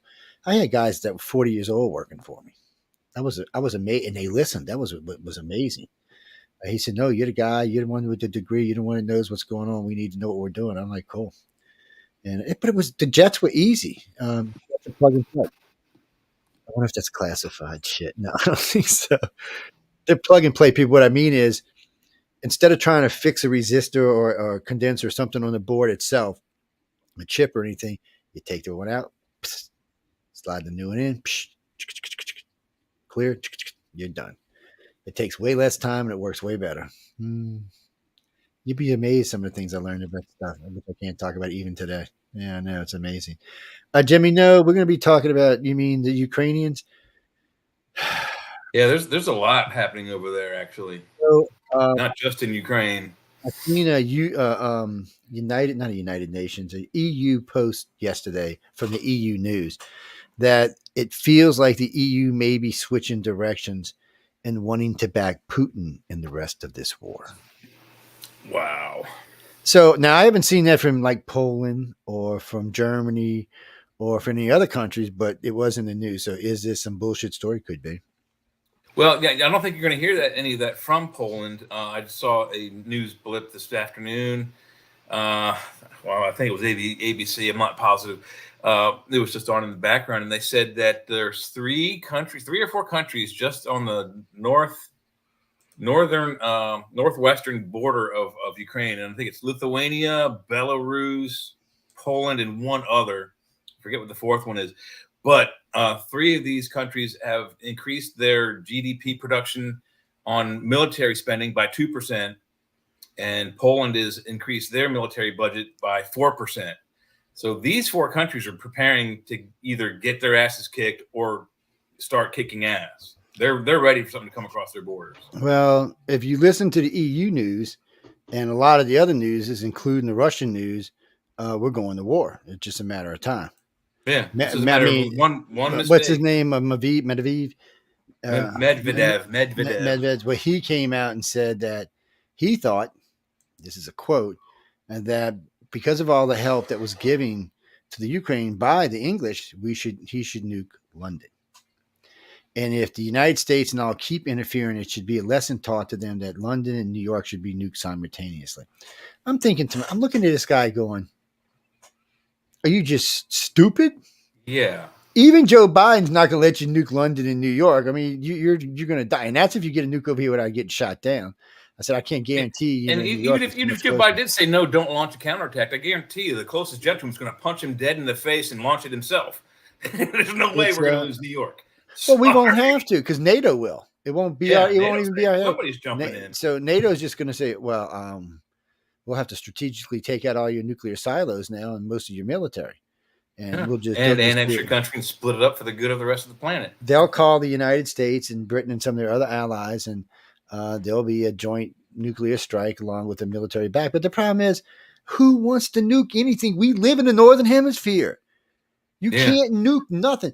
It doesn't. And see, that just tells you how dumb this guy is. So if you nuke New York, you nuked Moscow. It comes back around. The fallout will come back around. Once everybody, Americans, it's all over the northern. Nuking Brazil, go for it because that's all going to be down there. You can do an airburst and you can minimize fallout. But still, it's in the air as the planet rotates. That stuff's just going to it's not going to dissipate as much. It's still there. If it's one nuke or 2 nukes, but still it's going to be a lot of contamination. But so in case you don't remember, ladies and gentlemen, all the red dust that was all over the country for weeks and weeks and weeks. Remember the China dust? Did y'all forget about that? We share their trade winds along with the southern part of Russia and all of China. Any nukes going on there, eventually we're going to pay for. If it gets into their soil and their air, eventually it's going to get into our soil and our air. It's just a matter of time. It depends on the amounts. I mean, there's big oceans in between us. I mean, look at Fukushima. We have been seeing stuff wash up on the coast in Northern California, Oregon, and Washington State, and even in Vancouver. There has been above normal radiation washing in from Fukushima. But and when Fukushima happened, they were showing the radiation bloom from satellite images, and the bloom was going all the way across the Pacific Ocean, which is the largest part of our ocean. And then well past California into like middle of the country, almost. And that's just from an accident and not even an actual explosion. I mean, think about that. Thank God for all the vapor in between, bringing that shit down in different places. It's just dangerous, people. I mean, because if they do that and the United States does not retaliate, or NATO or England, then it's just 2 nukes and maybe the world changes. But he won't do that. I mean, it's just bluster. I mean, if he were going to do something that he could do stuff that's far scarier than that. Nuclear missile, detonate it in the Atlantic Ocean, cause a tsunami to wipe out the eastern seaboard. Like he could do that. Yeah, that's a little. Yeah, scary. he could do that. Yeah, he could.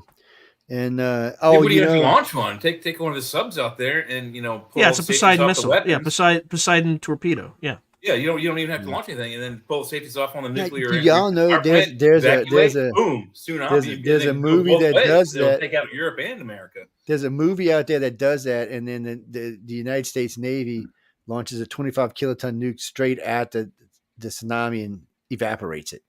Oh, yeah, that's so. pseudo. Is that true? Is that pseudoscience? I don't know. It'd be one of the ones you'd be hoping for. I know that. You're still creating another tsunami. It's still gonna. No, because if it's above the water, you're not creating the tsunami. It's pushing it down and pushing it out. It's actually just disintegrating. And you got to remember, not all that water is going to be pushed away. A lot of it's going to be turned to vapor. But still, it's going to create a mean ass tsunami any way it goes. We're in a precarious situation. If the rumors of Putin are true about him being sick, I get nervous. If they're not, and he's just being an ass, then this is just He's still be nervous. But what worries me about all this is I mean, he's got to know nuking London is war. I know Xi Jinping knows it for sure. Oh yeah. So if you're going to nuke something, a tactical nuke in Kiev, we would let slide. By the way, it didn't help that the British just tried a nuclear test. A missile test. It's like a 58-ton missile that just, I think the second time they fired, the last time they did the test was 10 years ago, and it failed again. So not looking good. And by the way, like, when's the last time we tested our nuclear stockpile? Like, how do we know that things are going to go off the right? Yeah, we don't. So, the general in charge of Space Command said that he figures for every 4 missiles fired, one will make its target and detonate. He said, as far as the other ones making a target or detonate, he said it's 50-50 at best. He said some of these missiles are 50, 60, 70, 50, 60. I think he even said 70 years old.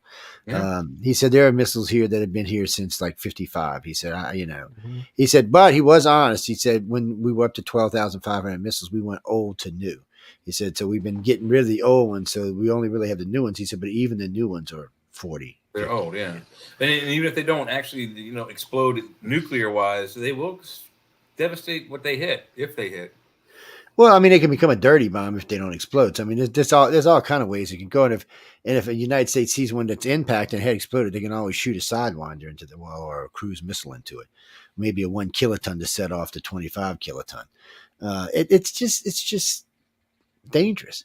And America don't even need that. We still have the neutron bomb. We don't have to blow shit up. We can just kill you and kill your plants and come take your cities in 5 years. Wasn't that outlawed and like everybody forswore development on it? Well, Russia could never get it to work. I think that's why they wanted it outlawed. But last I heard, America had at least 200 of them, which is plenty enough to wipe out all. It was perfected somewhere in the 80s, I recall, because that was one of the big news. Well, everybody said it was a rumor and it never had been made. There was lots of rumors that it had never been made. And then there was a release of a test video somewhere out in New Mexico. There was a blast. And you see this blast. I mean, it's big, just gloomy ass light. I mean, it's blinding. It felt even more intense than a regular nuke. And then, boom, it went back almost like a star and then disappeared. And everything was still standing. The tower was there. The people were there. Nothing caught on fire. Nothing was dead. And then you see this guy, I mean, at least 10 miles away with a Geiger counter, and it's going. You're like, what? You got to be kidding. Yeah. But they just irradiated the whole area is what they did. The neutron bombs are dangerous, people. They kill you, and they kill your dogs and your flowers and everything else, but they leave your city and your cars and your electronics intact. Plant life in the blast radius would probably be also destroyed, and the soil probably rendered useless. But the half-life is future crops. But on the very newest ones we had was 2 years. The original ones was 5 years. I mean, that's nothing for radiation. Yeah. Half-life. I mean, it's unless everything is irradiated by the neutron bomb, in which case a month is enough to destroy life on Earth. Well, that's true too. That's true too. So, well, Glenn, I mean, these are weapons that are just. We shouldn't be using. We shouldn't have. Well, you hear us talk about the one in space all the time. We're not even talking about what's supposed to be nuclear-wise up there. We just talk about the little tungsten. Yeah. Did we ever find out what the heck? What's his name? The congressman from Ohio was talking about, Mike Turner, where he's talking about that crazy thing, troubling development, and then all of a sudden it went dark. Did we ever figure out what that was? So you remember that, right? And then Space Command was putting up a ship that day, and they canceled it. Yeah, indefinitely they canceled it. So I think what happened is, and I can't swear by this. So Russians were putting out all this information. We said we think, oh shit, we screwed up. They got something we didn't know about. we have effed up. We're sending up something right now to take care of it. And then I guess intelligence, we found that, it was bullshit. And we canceled everything because it wasn't just the one there. They canceled 2 different missions, spy or DARPA missions, basically, that were going up. That were just like all of a sudden out of the blue, they're going up, and then we heard this shit about Russia and this other stuff, and then okay, and then nothing. And the media, it's also something that always has bothered me about our media. They're like, okay, well, no big deal. Really, people? You don't want to know what happened? Why they canceled it? What was going on? I mean, DARPA's just going to tell you, oh, it was due to this bullshit or that bullshit. But still, it would be nice to ask. Get them on the record for future bullshit. That's how you do politicians. They just do what they're told. They just do what they're told. Yeah, well, I know they do. They do what they're told. But a problem for everybody right now is, I've seen this happen in this country before. America gets angry, or actually gets more just pissy in general. And then you'll actually start seeing, like the last time this happened, which was right before 9/11, they were kicking incumbents out left and right all over the country. I mean, it was the biggest thing. And then as this was going on, boo, let's get America's mind off of this bullshit. Oh my God. Because we were on the verge of a little mini revolution in the country. And then for some reason, the country just said, you know what? It is the politicians. And everybody started kicking their local anybody who'd been over like 12 years was getting kicked out. Yeah. And then all of a sudden we had this boom, and then we weren't worried about that anymore. We were too worried about blowing up people in Iraq and Afghanistan. We were just blowing the shit out of everybody at that point. I don't know, guys and girls. It's just suspicious is all I can say. It's all I can say. I just, we because America's weird. We put up with the politicians. I've seen this 3 times so far, and this looks like there's a 4th coming up. We just get to a point where we're like, We've been led along like little dogs with a little piece of liver in front of you. Yeah, the little cat in front of the donkey. We just blindly follow along, and then all of a sudden, and it usually has nothing to do with a politician, we just wake up for a little while and we're like, "What the fuck is going on? How much am I paying for a loaf of bread? How much? Wait a minute!" And then you look at your state where you're paying 7 and I'm paying 3, and they're like, "Well, wait, what? Oh no, this has got to stop." So the only way you can stop it is to get the incumbents out. So I think you're going to see a lot of incumbents get dropped this election. I think a lot more than we've seen in a while. And I don't know how, unless there's some kind of real big cheat, I'm not sure how Biden can win this. And I was listening to the head of the DNC, day before yesterday, going, well, we're going to win this. Yeah, we're going to win this. Somehow we're going to win this, but we're also making plans for the next election. Yeah, let's not forget about the next election. We got to make plans for that too. I'm thinking he's basically conceded this election. Or he basically told us that the Democratic Party has plans to interfere and cheat in the next election as well. Well, yeah, they probably are. Well, but Ori knows he's already won. Exactly right. Yeah, he's screwed the pooch and given away the spoiler alert. This don't sound like a guy who thinks he won. This sounds like a guy who's pretty sure he's lost. I think. And that's another thing when I think you play these games, there comes a point, even Democrats have to go, you know what? The majority of America, like 65%, thinks Trump's going to win. If you don't, there's going to be hell to pay somewhere down the line. And I think even they sometimes just back off. When dumb people are onto your cleverly hatched plan, it's time to get a new plan. And they don't have a new plan.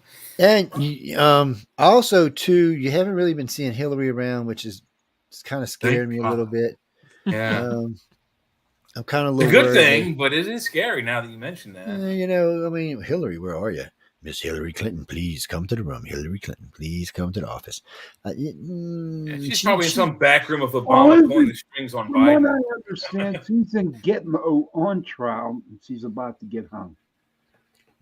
You can't. Hillary is just bulletproof. Wait, it says Hillary Clinton calling in. Hello, Miss Clinton. How are you tonight? Really? Which Sean? Either Sean? Oh, wait. You sure? No, ma'am. They're very nice guys. I'm sorry, man. We weren't talking about you. We were talking about a different Hillary.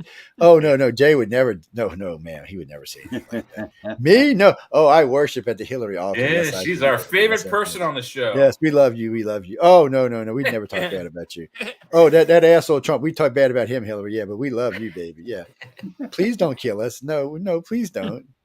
I don't want to be like 67th or something. Please, ma'am, don't. Joe, she's not going to kill you. You'll kill yourself. I remember we did a show we did a show on Taste and Prophecy, and the Queen. Like some guy came on, or one of our guests, and said the Queen was a reptilian. That family was reptilian. I think they're werewolves, but we can go with And you reptilian. know what? I'm going to tell you right now. I really, honest to God, thought that the SAS was going to come knocking at my door the very next morning because of the shit we were saying on. Look, on you're on show. this net, but if you're on this network, you're protected. They're not going to bother you. They're not going to bother you. There's never anything they can do. I mean, no, it's not even that. They're just we're basically, how can I say this? We're basically, look, we believe in helping the government. We want to give them information to educate their dumb asses, because a lot of times they're like, oh, I'm listening to Stephen Greer. You know what? Stephen knows what he's talking about. And oh, this guy Koresh, who's never seen a UFO, seen an alien or anything else, is going to tell us what the aliens are doing. Okay. What did he do for a living? Oh, he was a spy. No, I mean, come on.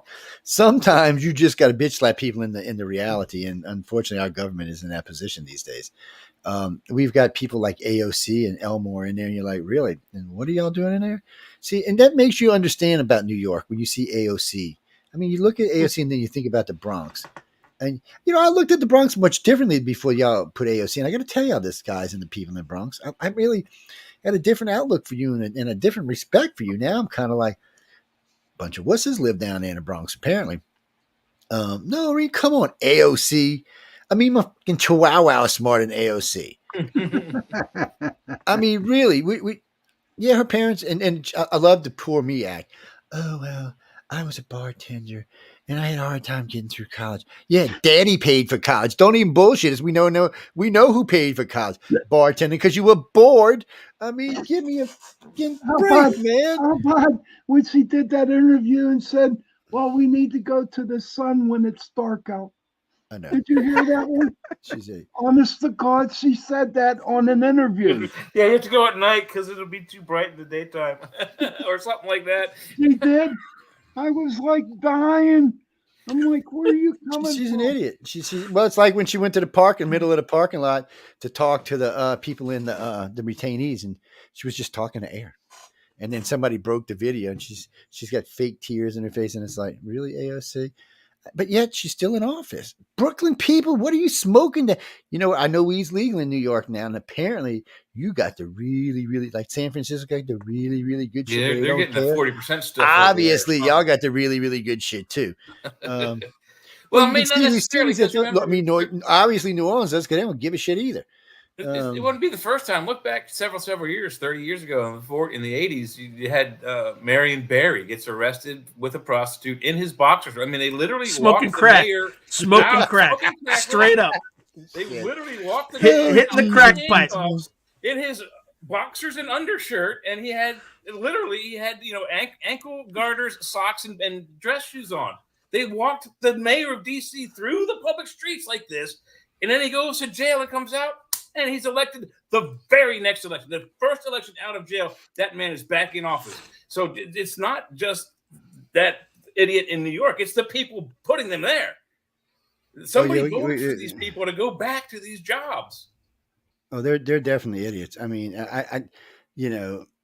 what's that, Bruce? Well, no, we were just talking about Lieberman earlier, that he's kind of changed his ways. I mean, we don't know, to what extent he's changed his ways, but it does seem like he has changed his ways. Fetterman. Oh, you mean Fetterman? Oh, Fetterman. Sorry, Fetterman's guys. Yeah. Yeah, I haven't. Yeah, he had a stroke, and then he was like comatose for a few months, and then suddenly he went from like left to right overnight after Israel, like just like that. It's what is that, bomb? No, I mean, when it comes to these people, you just got to take it with a grain of salt. Well.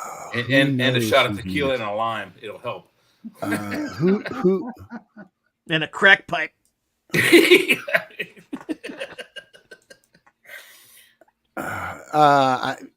What are you writing? What do you mean? Yeah, if you can pick Obama to win, we don't. I'm not Obama. I'm sorry, Biden to win. No, you can pick Obama to win too. He ain't gonna, but you can pick it. You can. Oh. Okay, we'll address that. Hold on, let me get back where I can see the guys. So we're gonna play a song in a minute, but all right. So if Obama was to be caught interfering in Joe Biden's how he's running the country. If he was to be found out that he may have had something in directing our country, treason ain't even the word for what happens to him. They will execute him. Yeah, they won't even put him in prison. They will drawn and quartered in front of the queen. You just some things you just can't do, and that's just one of them. The country, which it wouldn't, nobody could say. I mean, yeah, maybe. What do you mean? All black people would get? No, they would not. A lot of blacks didn't like Obama, and since he's been in office, a lot more don't like him. Yeah. Well, because Trump nailed everybody. So this was the wake up for everybody in this country when Trump got on TV and said, "Well, can you tell me what the Democrats have done for you lately?" Yeah. And he was addressing a black audience, and everybody, you've seen the whole audience just go, what do they do for you lately? I mean, it was not rowdy and noisy, and they were giving Trump shit, and he said that, and everybody was just instantly quiet. And nobody for the next hour could tell him what they had done in the last 30 years. Well, actually, for the last 50 years, you got to go all the way back to Kennedy. So really.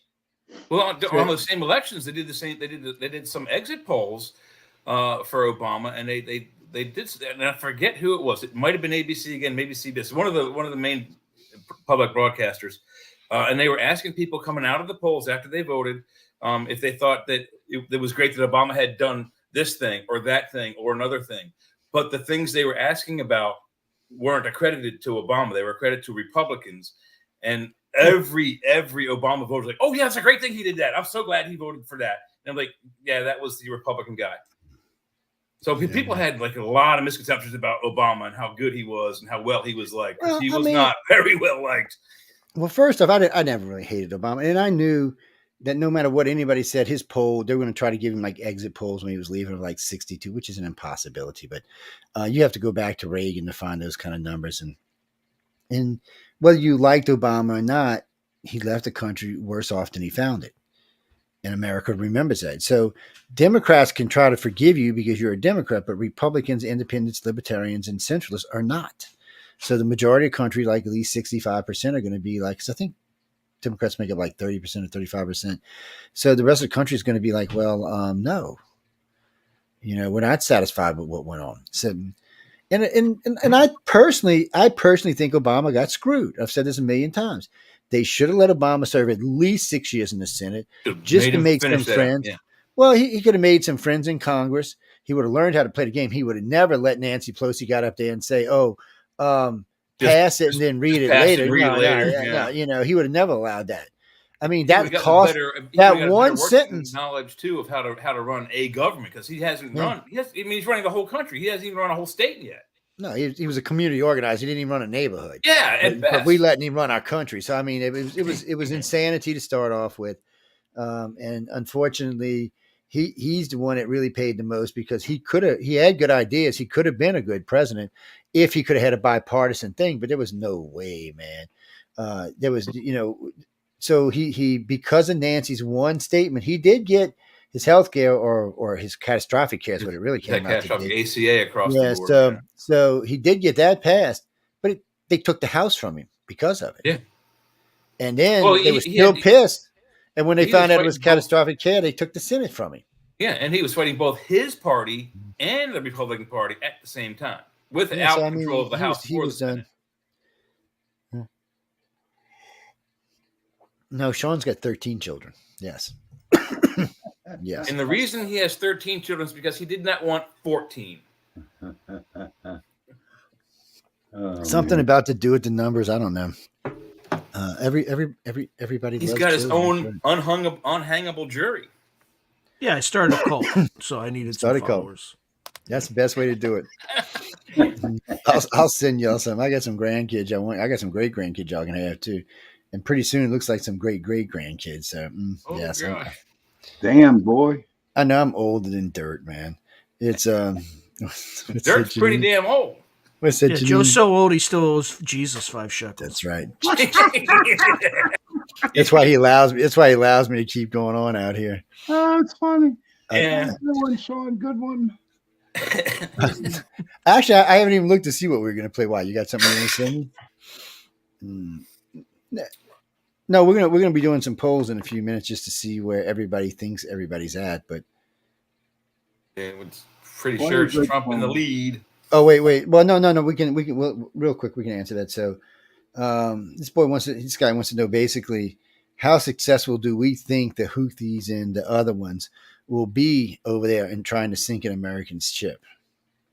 Not very, but they are going. They've been doing it for a while. I mean, they've been shooting in that area for a while and not hitting us. But they also, I mean, they have a better chance of doing more damage to non-military type vessels because they did. I'm sure they've got some of the equipment we left behind in Afghanistan. Because otherwise, they would not be as bold.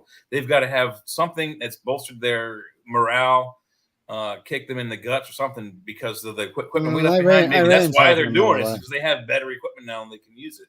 But Iran's helping them out, which is getting stuff from Russia. Well, that's where I'm thinking they're getting that stuff from. Is Iran got stuff? Iran is right next to Afghanistan. They probably got that stuff first, and they're just shipping it out to guys who need our equipment to, create chaos. Jackie, I can't remember the name of the boat. I do remember when I thought it started with a K or something. When the boat ran up inside and blew a hole in the side. No, it didn't even sink the boat. No. USS Cole. No, it's the Cole. It was It was. Yes. It was a fast frigate or a destroyer boat. So I'm not saying that a drone can't hit one of our boats. It hits a carrier, it's not going to sink the carrier. Yeah, and I'm telling you now, if you hit any of our carriers, you were just asking for that's like kicking a hornet's nest is what that's like doing. She got 130 jets on. They're just going to stop dropping bombs on you until they're out of them. And then another carrier is going to come in and start dropping bombs till they're out of them. And then another one's going to come in and keep. Eventually, there won't be nothing left of that part of the Middle East. Even if they only just scratch the paint on one of our boats, especially that new $14 billion carrier, don't scratch the paint on that. Somebody might get really upset. $1 million paint fix up. Yeah, I'm being serious. Somebody might get really upset about that. They put a scratch on that paint, it's on. If they kill one of us, it's definitely on. But they scratch a boat, Jeffrey, that is true. Jeffrey, the F-35s cannot land on our carriers. It was some kind of oversight. They're correcting that. Oh, but wait, the F-22s can. Oh, yes, my friend. Yes, it's not like that. The F-22s can land on them. I've seen them tail hook on it. Look, them planes are beastified. I don't give a frick what service you're in right now. It doesn't matter what Air Force you're in anywhere in this world. If I saw an F-22 headed towards me, I would actually turn around and go the other way. Oh, speaking because you're going to die. Actually, you're going to die before it ever sees you. You're not even going to see it when it kills you. Speaking of F-22s, I saw this great hokey video. And I forget which aircraft carrier they were talking about. I think they might have said Ben Franklin. I don't remember. But anyway, they show an F-22 landing on a carrier out in, I guess, the Pacific somewhere. And the video is talking about a UFO on the deck. And as the F-22 taxis, it has to slow down. So it's taxiing past the conning tower. You see a big blank elevator spot for planes to come up and down. And then a helicopter. And then on the next elevator is a TR-3B. But it is such a hokey, horrible, bad 3D rendering. I even recognize the picture. There's a model company. I think they're called Mobius. It makes a TR-3B, and I believe it's this model. The picture from the box that someone 3D rendered a little bit, and then kind of plopped it into this official U.S. Navy video. It's the worst ever. Have you guys seen that? No, so bad, so hokey. They what the hell is this? Get off of this thing. I don't know. These days, though, man, there's a lot of weird stuff going on. I've seen. We saw over. Where were we? We were in the NASA. We were in the NASA Stennis facility. We were inside their buffer zone grounds, and because there's a lot of testing out there, of a lot of different stuff. We were just out there one night. We had some. This is right after Katrina. We had a bunch of friends in from all over the place that we're working with. So it was about 2 carloads out there. And Jason and Joe and Canuck Mike, he was from somewhere, Saskatchewan, Canada, and we're sitting out there, and we see this glow off at a distance. Like, what the hell is that? Now NASA's facility is right not far from you. We're 14 miles in the swamp though at this point. I mean, literally, it's 14 miles into the swamp where we're at, and we're about 10 miles from the NASA test rocket facility. So, but you can see it really well. But we're sitting there. I'm like, what the hell? So it looks like what looks to be, at first, it kind of glue, and then as it got closer, you realize that it was an F-18 Hornet just cruising along, minding its own business. And then couldn't even been 36, maybe 40 seconds because Joe was counting. There was a TR-3B just floating in behind it. And we were like, well, ain't this? So I guess it's being escorted back because we know they used to fly. They fly out of from Eglin Air Force Base all the way down to the Michoud facility in Louisiana because all the interstate above north of Interstate 10 is all rural. There's nothing in there. They're also flying out of Wright Patterson as well. Up in the north. But coming back, these are just flying around. And when they're coming back, they fly over the Gulf of Mexico back to Naval Air Station. It's just they can get out and cruise and have fun. We've actually seen one go down. It's really weird, but I mean, we're sitting there watching this, and Karma's got the camera running nonstop, and they're taking pictures, and I'm like, wow. And then out of nowhere, you see this white glow, and this saucer just comes in and drops in between them. I mean, just we don't know where it came from. It was just all of a sudden there was a glow, and it just about 80,000 feet up, and it just kind of it just looked kind of weird because it just kind of went, and it stopped, and it just was sitting in between them. So you had one in front, one in back, and they were cruising.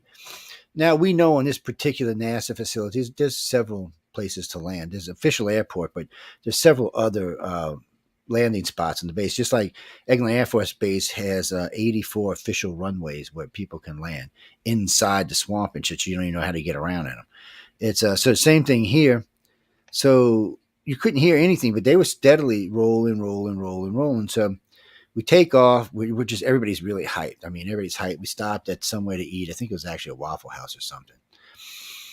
And I remember one of my friends from actually from New York. He goes, "Man, y'all's time down here is weird. I'm all tired." And it's like, and he looks down, it's like 3:30 in the morning. It's like 3:30 in the morning. What the hell are you talking about 3:30 in the morning? Because it was like 7:30 in the evening when we saw this thing. It's clearly on the damn clip of the film when it's running 7:30 p.m. I'm like, what are you talking about? Because I wasn't even tired a little bit. So I grabbed my watch. My watch was just stopped. I paid about $3,000 for this watch, and it's just stopped. I'm like, well, ain't this just sweet? So we're looking around. Watch? No, it was a Seiko actually. Quartz battery, so something drained the battery. Well, it was kinetic. Maybe that's what the problem was. It picked up. Oh, you stopped moving. Charge. Yeah, so it was. I was like, that was that weird kinetic. It was kinetic anyway. So I grabbed my pad. I go, so let me go outside. I'm gonna get my pad, and because my phone was in the car, so I grabbed both of them. I come back. My phone's just flashing 944, 944, 944, 944. I open my pad's flashing 944, 944, 944, 9. I'm like, what the hell is this? So I couldn't get him to do anything. And neither one would do anything. And Joe pulled out his phone. He's going 944, 940. Everybody's phone was going 944. It's like some scene out of some freaking sci-fi movie. Somewhere. EMP. And so we were just all kind of like, what the hell? And so I asked the girl when she came, I said, what time is it? She said, what do you mean? I said, just what time? She says 3:33 in the morning. And I'm like, really? And she's like, yes. And so we just all ordered breakfast because everybody was still and even today, I mean, there's a lot of hypnosis work done on it, but even today, it still flips everybody out because nobody really knows exactly where the 6 hours went. Nobody really has a good feeling of what happened. When you get hypnosis, it's all jumbled. You can tell there's multiple. So was it 6 hours or less? Because if your phones were all flashing 944, that's probably when the incident occurred. So, but no, when on the film it says 7:30. That's when we started filming. Whatever this was flying through, it was at 7:30. Wow. So either you sat there like in a catatonic state, all of you, for 2 hours filming that thing, and then 944 happened. Well, there's all kind of theories. There's all kind of theories. Somebody says in one of the hypnosis sessions, somebody's talking about they remember being brought into this area, and when we brought into the area, they remember everybody's phones lit up and then went off. She said she clearly remembers seeing that, and I'm seeing that was probably the 944 thing. Yeah. So that's an hour 15 minutes later. But you know like I said, there's a lot of hypnosis work been done on it. It's and everybody here was a veteran, has veteran researcher. Everybody had super skills and all this. Nobody here was really shakeable or scareable. It was a very, very, and it was a unique thing for the group because as a group we'd been doing this research at that time 30 years. So it made for some unique findings, but it was also very freaky. It was the same place. We were out there with a group of people one night, and you heard this scream. It sounded like somebody was like stabbing a horse to death or something. It was just a wild ass scream. And then I remember sitting in, we were stopped at Shoney's for breakfast. I remember sitting in Shoney's, and my friend Gia was just like freaking out. She was just like, and I was just kind of like, what? I was agitated, and my wife was laughing her ass off.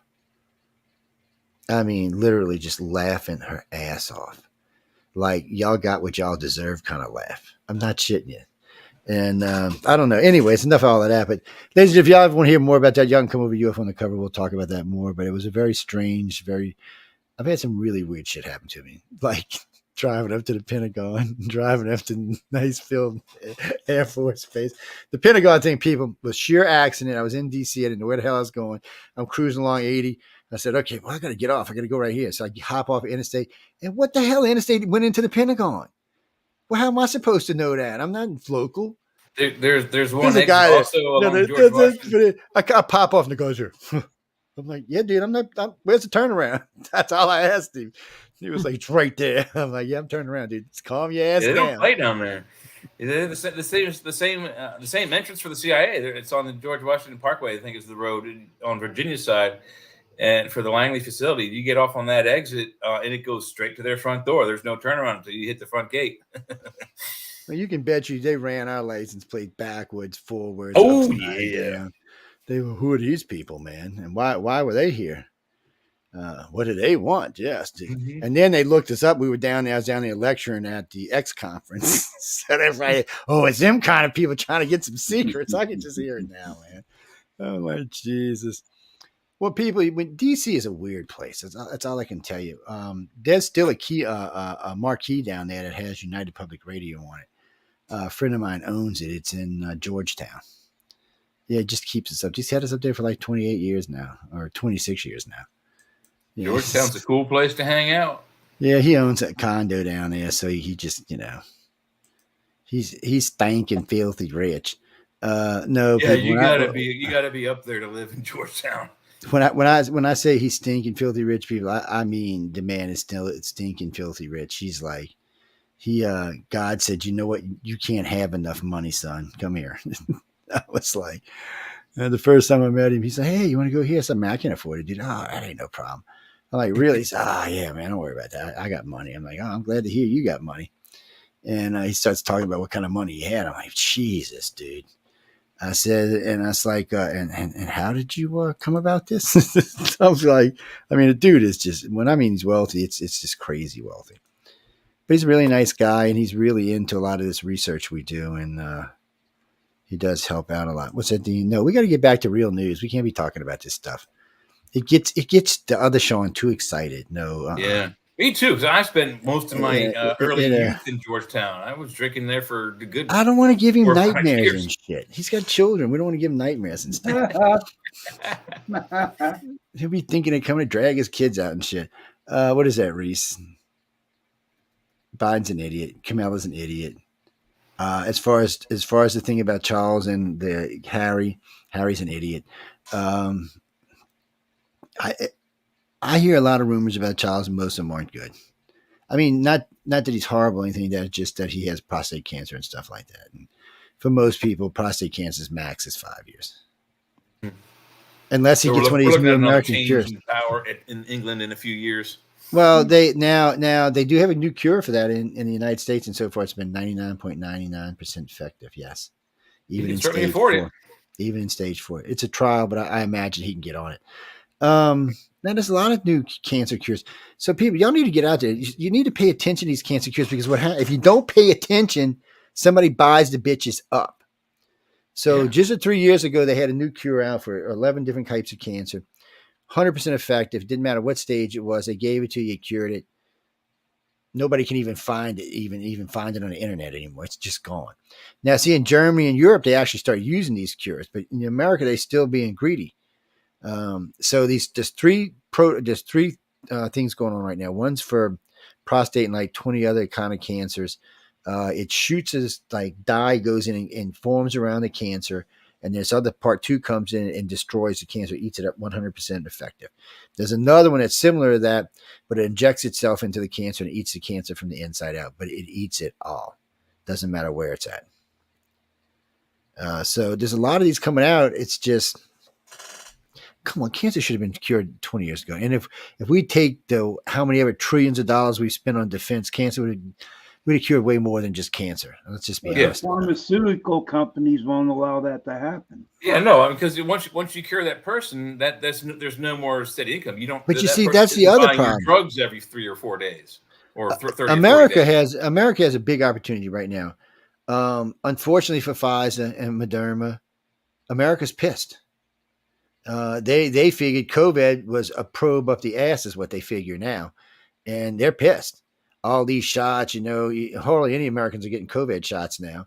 COVID went from this killer disease to just almost fading away. Actually, I didn't get the Moderna or the Pfizer. I got the Johnson & Johnson because it was traditional. Well, I'm familiar with traditional vaccines, so I was more. Yeah, and no mRNA. All the others had mRNA in them.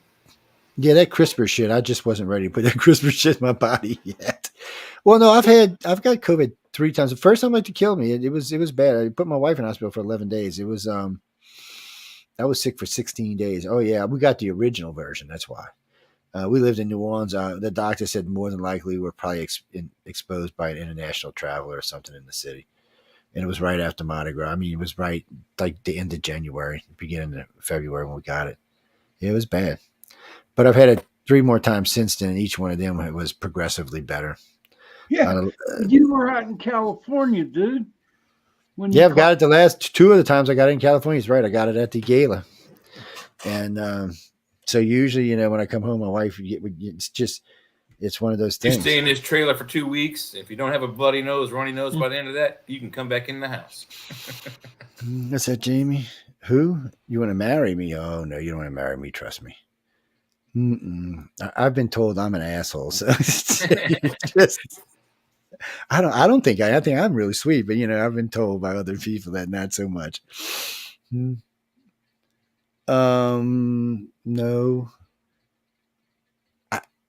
You mean current? Everything shows Biden losing in a landslide. That's why this will be such a dangerous thing for the Democrats to try to pull anything. If there was a real race going on here, then the Democrats might try. But right now, I mean, he's polling some polls 10 or 12 points ahead. That's ridiculous. You can't cheat that much, not without getting caught. I mean, that's just too much. And places like they're showing Georgia has flipped hard towards him. Pennsylvania's almost flipped towards him. Wisconsin's flipped. Actually, they had Arizona and Nevada flipped. And and New Mexico is on its way to flipping. I mean, it's not looking good. He really looks like he's already got enough states to win the election. We're still 7, 8 months away. There are still things that can stop Trump. I mean, as Jay just said, what are we, 9 months? I think we're 9 months. 7, 8 months. Yeah. Yeah, it's what? No, whatever it is, 7 or 8 months. Regardless. There are things that can happen if by some miracle the DC case could get in and go to court and find Trump guilty of trying to take over the country, then yeah, maybe so. Those are I don't know, man. That's trust. Trying to get Trump for treason in 8 months is going to be hard. I think his lawyers will just drag it out and drag it out and drag it out and drag it out and drag it out. I mean, that's what they're paid for. He's got teams of lawyers that can block up those court systems and dockets for decades. He'll be way out of public office by then, but yeah, he can. The one in Georgia could doing damage. But you mean it's the only one that's got any kind of doing damage the way he could. I don't think it would cost him to lose unless they hit him with a felon where he had to go to jail. Well, no. So get this. This is even better scenario. So if for some reason he lost and they told him he had to go to jail while he was waiting for an appeal, okay. They wouldn't put him in jail if he was waiting for an appeal anyway, so it really wouldn't matter. While he was trying to get an appeal and won the presidency. Oh, by the way, Mr. Trump, you're pardoned. Yes, I mean that's over with. I mean, you can't prosecute a sitting president. That's the law. There's nothing you can do about it. The only thing that can get a president out of the White House is the Congress. And even there, it's not as easy as you think it is. Even on impeachment where the Congress agreed, a president still does not have to leave if they don't want to. Yeah, he was impeached twice. in his 4 years. You'd have to drag him out, kicking and screaming. It's just, it's never a good thing to have to do that to a president. The country is not going to sit well with that kind of crap.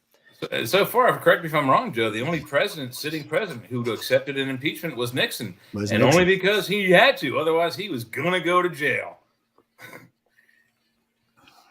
I don't think he went to jail, but he said he did it for the party. It was a shame because Nixon did a lot of good shit as president, and he was well loved in his first term and a half. But he was well loved as vice president for what's his face. He should have just turned in boys in over at the White House. I mean, over at Watergate, and left it alone instead of trying to cover up for him. They were over there spying. They got busted. He said he should have just said, "Y'all got busted. Do your time. We'll hook your family up and take care of it until you get out, and then we'll take care of y'all. Go to jail, boys. Y'all effed up. You shouldn't have taped the door and forgot about the tape."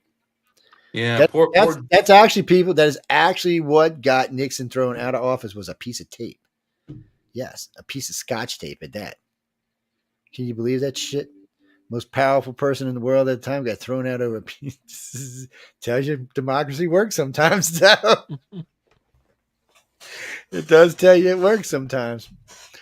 Nixon, I don't know what people was going to go on, but all I can say is I'm looking forward to this race. It ought to be a lot of fun. It ought to be a lot of fun to call this race. We still got 8 months. Nikki Haley looks like she's going to go ahead and side with Trump and get it over with. So let's talk about VPs before we go on to the poll. So who do you, Jay, who do you want to be VP?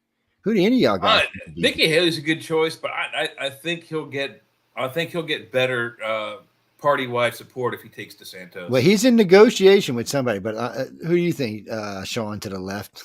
I'm with DeSantis. I think DeSantis. Look, Trump's great at talk and things like that, but you need somebody who's actually good at. He needs an image boost, and he needs like an operator. Yeah, he needs. Yeah, he did exactly. Mr. Kelly, what do you think? That Vince Swami, whatever the hell his name is, that's what I'd like to see. Ramaswamy. Ramaswamy. Yes, I would like to see him. So he's actually in negotiations with somebody, and Ramaswamy. No, they were a Democrat that defected. They defected Kennedy. in the last election. Kennedy. No, it's not Kennedy. We wish it was Kennedy, but it's not Kennedy. It is a female who defected. Her name is Tulsi Gabbard. Oh, she ran for president. She ran for president. So that's who he's in negotiation with. She's a former Democrat, so she will pull some Democratic votes. She's attractive and intelligent, but she's a little new agey to me, but I guess we'll see where it goes. But that doesn't mean wasn't she a helicopter pilot? I think she was in the war. So, well, not in the war, but in the service. So she's an interesting character. She's got a lot of good qualities. She was a senator, so we'll see. And with his reputation of the girls, that's a huge boost for his ego, or not his ego, but for his image. His nationwide. It'll help him out. He would do that. Tulsi Gabbard, I love her to death, man. I've been when I first saw her on Fox News, I was like in love with her, and I'm just saying not in love because she's good looking and shit. I'm just saying I really like what she had to say. You know what I mean? About. I love it. I love it. I hope so. What do you think, Joe? Who do you think? I don't know. She's in negotiation, so they're actually talking with Trump about her taking a job. How about Chrissy Nome? Where's she hang at? So who I'd like to see him take is Condoleezza Rice, but he's scared of her. He should be scared of her, but she's great. She'd take over on a damn country. That's why she'd be 4 years. That's not a bad idea. He'd just go out and like bark at people and do what he does, and then she could just make sure we're all safe. Yeah, that would be awesome. That would be awesome. She's the one. Her, with a little help from Darth Cheney, kept the country from falling apart under Bush. So Bush sucked, people. I don't care what you Democrat Republicans think. I mean, really, he was a wartime president. All wartime presidents usually end up with a decent rating.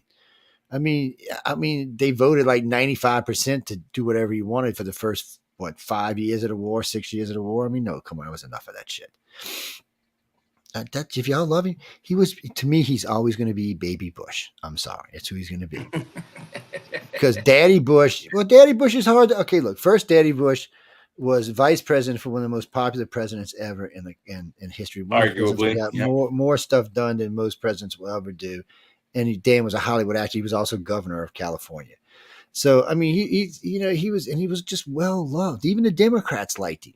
He was because he was a schmoozer. That's why. And all them Democrats knew him from when he was an actor. So it made it a little easier on him. But he had, Daddy Bush, who was ex-CIA, working for him. Yeah, and Daddy Bush knew everything. He had all the goods on everybody. Yeah, why do you think Reagan had such an easy? Nobody wanted to mess with Reagan with Daddy Bush up there. I mean, this guy had secrets on everybody in the Senate, everybody in the House. He knew about Area 51. He knew where all the skeletons were hidden. Yeah, he just knew a lot.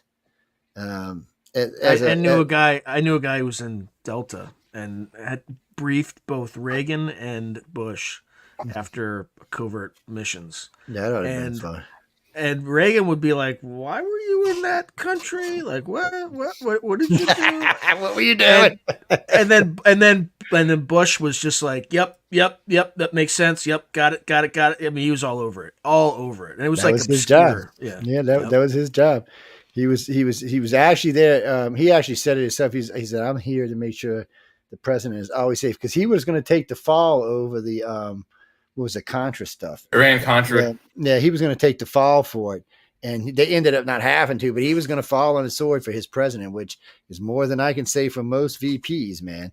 I was kind of impressed by that. Baby Bush I still don't like it. No, Baby Bush wouldn't. But I still don't like his ass. I still think he was an asswipe. Well, he may have been an unpopular person, but at least post Reagan years, he did help keep the country. And what's truly sad for him is if the doofball would have if he would have just went ahead and finished out that war he started in the Middle East instead of he blew up the palace and killed those couple of kids of what was it, Saddam at the time. So everybody got upset with him. Gaddafi? But if he would have just went ahead and finished it, Americans would have just let it go. But he got all worried about his image, and then you get worried about your image, we get worried about your image. So out you went, and then in came Clinton, right? Yeah, Clinton came in. Yeah, Clinton after that. Clinton did a pretty good job. People don't hate on Clinton. We had a good economy. He was a goofy president, but I liked him, and I'm not a big. I don't really like a lot of Democrats, but he was a good president. He was fun. He was always getting his ass in trouble. That's what made him fun. He's always into some shit, man. Or he was hitting that fingerboard on this chalkboard note on his saxophone. He was Bruce. He was a fun president. I mean, scandals are not all presidents have some kind of bullshit scandals. I mean, it's just become a thing now. No, pretty much since Kennedy, pretty much since Kennedy, it's pretty much been a scandal for everybody. You're like, oh well. There weren't many scandals with Ford, but he was a buffoon with all the tripping and clumsiness. Yeah, but Ford had 2 years, and he just took over for Nixon. Yeah, he was an interim president. He didn't get voted up. I don't even know if he had 2 years, to be honest with you. That's kind of like it was a little less than 2 years, I think. Yeah, but But they named a carrier after him. Well, yeah, they named a carrier after him. Well, they named him after Daddy Bush. Actually, he's got a named after him, and he's still alive, wasn't he? Not anymore. I think he's gone. No, but when they named the carrier after him, he was still alive. I think he was still alive when they named the carrier after him, but he's gone now. Jimmy Reed, no, give me 1 second, and we will do that. I'm just posting something while we're talking. No, I don't know who. You mean who? What do you mean? Like if somebody blew up Kamala and Biden, Speaker of the House would be president. Yep. Isn't Secretary of State first? No, Speaker of the House. Speaker of the House. Speaker of the House. Yeah, he's third in line. He's whoever that doof Democrat, that Republican they got in there right now. I don't even know who he is. He's from your home state. Who is it? I don't remember. Who is it? He's from your home state. You don't know Mike Johnson. Mike Johnson. See, I don't even know this guy. Who the hell is this guy? I never talked to this guy. I've talked to some of the other ones. I don't think I've ever heard of Mike Johnson. He must not be. He must be in the northern part of the state or something, man. I don't know. He's not around me. That's for sure. What is that, Kimberly? Our government just our government just needs a lot of help. I mean, right now we're in a position where we just need to think about our people. Yes, need to love our people, be kind to our people. Yes, I know it sounds like some New Age Aquarius thing. I know, but it's true. Because we're in a point where we're reaching a level of technology that can really send us into something great if we can keep from blowing each other off the freaking happy ass planet. Because some people, if they can't, some people would rather destroy something than let somebody else have it. So you always have to watch for people like that. No, Xi Jinping is not that person. His government might be that person, but Xi Jinping is not that person. He does not. Xi Jinping wants to enjoy the fruits of his labor. He wants to be the guy in control. He wants to be Daddy Bush. He wants to be the guy who says, I rule the world. That's what China's been trying to do for 5,000 years. America seems to get in their way. Yeah, well, we're a great nation with a bunch of crazy ass people in it. Stirring us up is insane. Anybody who's stupid enough to go kicking the proverbial hornet's nest around, meaning us, is just stupid. You did not see what happened to Iraq and Afghanistan? Just leave us alone.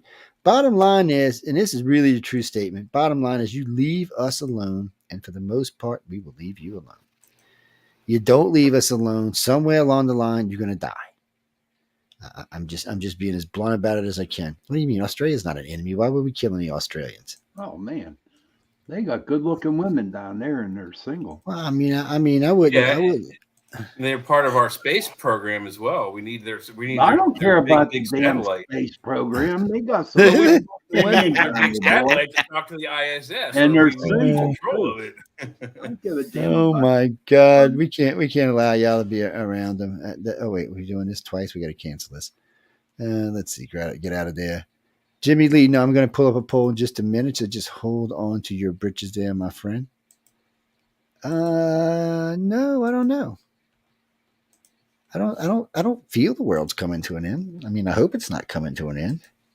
I mean, currently I'm enjoying it quite a bit. I mean, do y'all think the world's coming in? Do any of y'all feel any psychic waves of it's the end times? I mean, not at all. Well, we are heading towards the debris field. I forget what they call it. We hit every year or so, and they think that the device or the item that ended the Younger Dryas, the Chicxulub explosion, came from this area of asteroids and comet pieces. And every time we drive our planet through that, we're basically, spinning the chamber and hoping that one bullet isn't there when we pull the trigger. So we're in a dangerous area now in space. Hey, can you please explain that in layman's terms? So there is a big asteroid go boom, hit planet, everyone. Yeah. Thank you, Sean. That's layman, baby. Thank you, Sean. It doesn't have to be that big. Oh, But Jesus, there's a comet breakup that's it's got like an elliptical path that crosses our planet's elliptical path around the sun, and we go through this every year, and it's the Aeneid shower, I think they call it. And every year we go through that. There's lots of fireworks in the sky. And was it last year or a couple of years ago? We had many of them actually hit the ground. Usually they just blow up in the atmosphere because they're very small. But you get one that's as big as a Volkswagen, it's going to hit the ground, and it will devastate what it hits if it hits the ground. We have had many moons. Huh? Yeah, let it hit Alaska and open up some gold mines down there, dude. I would be happy. There are several crater hits in Alaska, actually. Yeah, old ones. I would be well, Sean. Asteroids, little piece of asteroids up there are worth more than gold. Yes, they are meteorites. Yes, meteorites. You go peep a little piece of meteorites. They're actually worth more. And you go, they're worth more because of the iron and the uridium, which is within them. Well, you know what, Joe? Honest to God, in a couple years when I come out and visit you, I have a friend that lives in Arizona, and he bought like 2 acres of land, and he's collecting meteorites all over the place, man. Yeah, that kid's rich. That kid's rich. And that's how it works out sometimes. I mean, it's what is that, Bobby? Right now, that's just how it works sometimes, guys. I mean, Life is weird. You could always end up with the Skinwalker Ranch. Yeah. People, I spent 3 weeks on Skinwalkers Ranch. That's what I got to say about Skinwalkers. I'm sure one of these guys, going to want to sue me one of these days. I was, what's that famous thing in Dune? I was the judge of the change for Skinwalkers Ranch. Yes, that's what I was. I was out there on electronic surveillance equipment, and the Navy had us out there working with the Marines for 3 weeks. Why would the Navy be working with the Marines out by Skinwalker Ranch? Would you like to know? Well, that's that's a good question, because the Navy is also up at Area 51 and Area Yes, they are. working with some of our, new. It's amazing. It is actually amazing how many inward bases the Navy has. It always cracks me up. They have a base on Area 51. I spent time at several of them. It always just cracks me up, like Fallon, Nevada. It's in the desert. It's in the desert, people. Yeah, China Lake Naval Weapons Center up in there's a few places, and I went to tech school in Millington, Tennessee, which is just a big used base, and pretty sure it is a nuclear silo base because we ended up in one of them. Long story I have to tell y'all one night. Not classified story, by the way, people, but long story. It probably was back in the day, but it's not now. I've been inside one of their coolest on-land facilities, the David W. Taylor Naval Ship Research Development Center down here in Potomac, Maryland. Wow, what a cool place. They no longer have open houses, but my dad did work there with the Navy, and they have this building, which is basically like a half silo on its side. It's round top, and it has a pool that goes all the way from the left side down to the front, makes a U, and then comes back up the right side. And they put scale model Navy boats of new things they're developing and stuff they have that's out currently to try to trim them down so they fly through the water better. Very, very cool facility. What do you mean, Jackie? Nope. No, because Navy learned some valuable lessons during World War II. Don't put all your eggs in the same freaking basket. Yes, and don't put your planes wingtip to wingtip. Yes, and don't park them in all the same bases. So a lot of our planes are actually in the heartland in the middle of the country, which makes them like exactly no time from the coast because they're so freaking fast. But it's just no. You got to understand, Navy has a lot of planes and a lot of equipment that they just don't want somewhere where they can just go get it blown up. Well, because the Navy has big old cargo planes, just load shit on, go drop it on a carrier, or drop it off somewhere, just like the Air Force does. They don't have to. They don't have to have a bunch of. No, it doesn't work like that, man. I mean, it's just the way it works. The Navy's just like that. They want to make sure that all their stuff is safe. And by putting it inland, it's safe. And they can group stuff up together inland because any jet flying from the coast to them is going to give them plenty enough time to scramble and get in the air and go blow the shit out of somebody. If they're not already taken care of by anti-air defense systems. Yeah, or bases along the coast that have already scrambled. It's just, they don't want to get, like if a coast base was a surprise attack and they couldn't get off the ground, these other Air Force, both Navy and Air Force bases would be just launching. I don't really think most people or Americans realize how many freaking airplanes we actually own. And not including the ones that we just got sitting around that could go flying tomorrow. It's a little ridiculous, or maybe it's redundant, but the United States don't want to get caught with their shorts down. World War II was enough for us to learn our lesson, and Vietnam taught us another lesson. If you're going to go to war, don't F around. Either go kill the people or don't get involved. They weren't allowed to do that in Vietnam, Joe. And then, do what in Vietnam? They weren't allowed to go and kill people. I mean, they weren't even allowed to I know, because they weren't allowed to go into Cambodia. Because Vietnam was not a war. Cambodia until Nixon said, fuck this, I'm going in Cambodia. Yeah, well, Vietnam. Problem with Vietnam, it was never actually a war. It was a police action, so we were limited to what we could do. Everything else has been a war. So Vietnam taught us a lesson: no more police actions.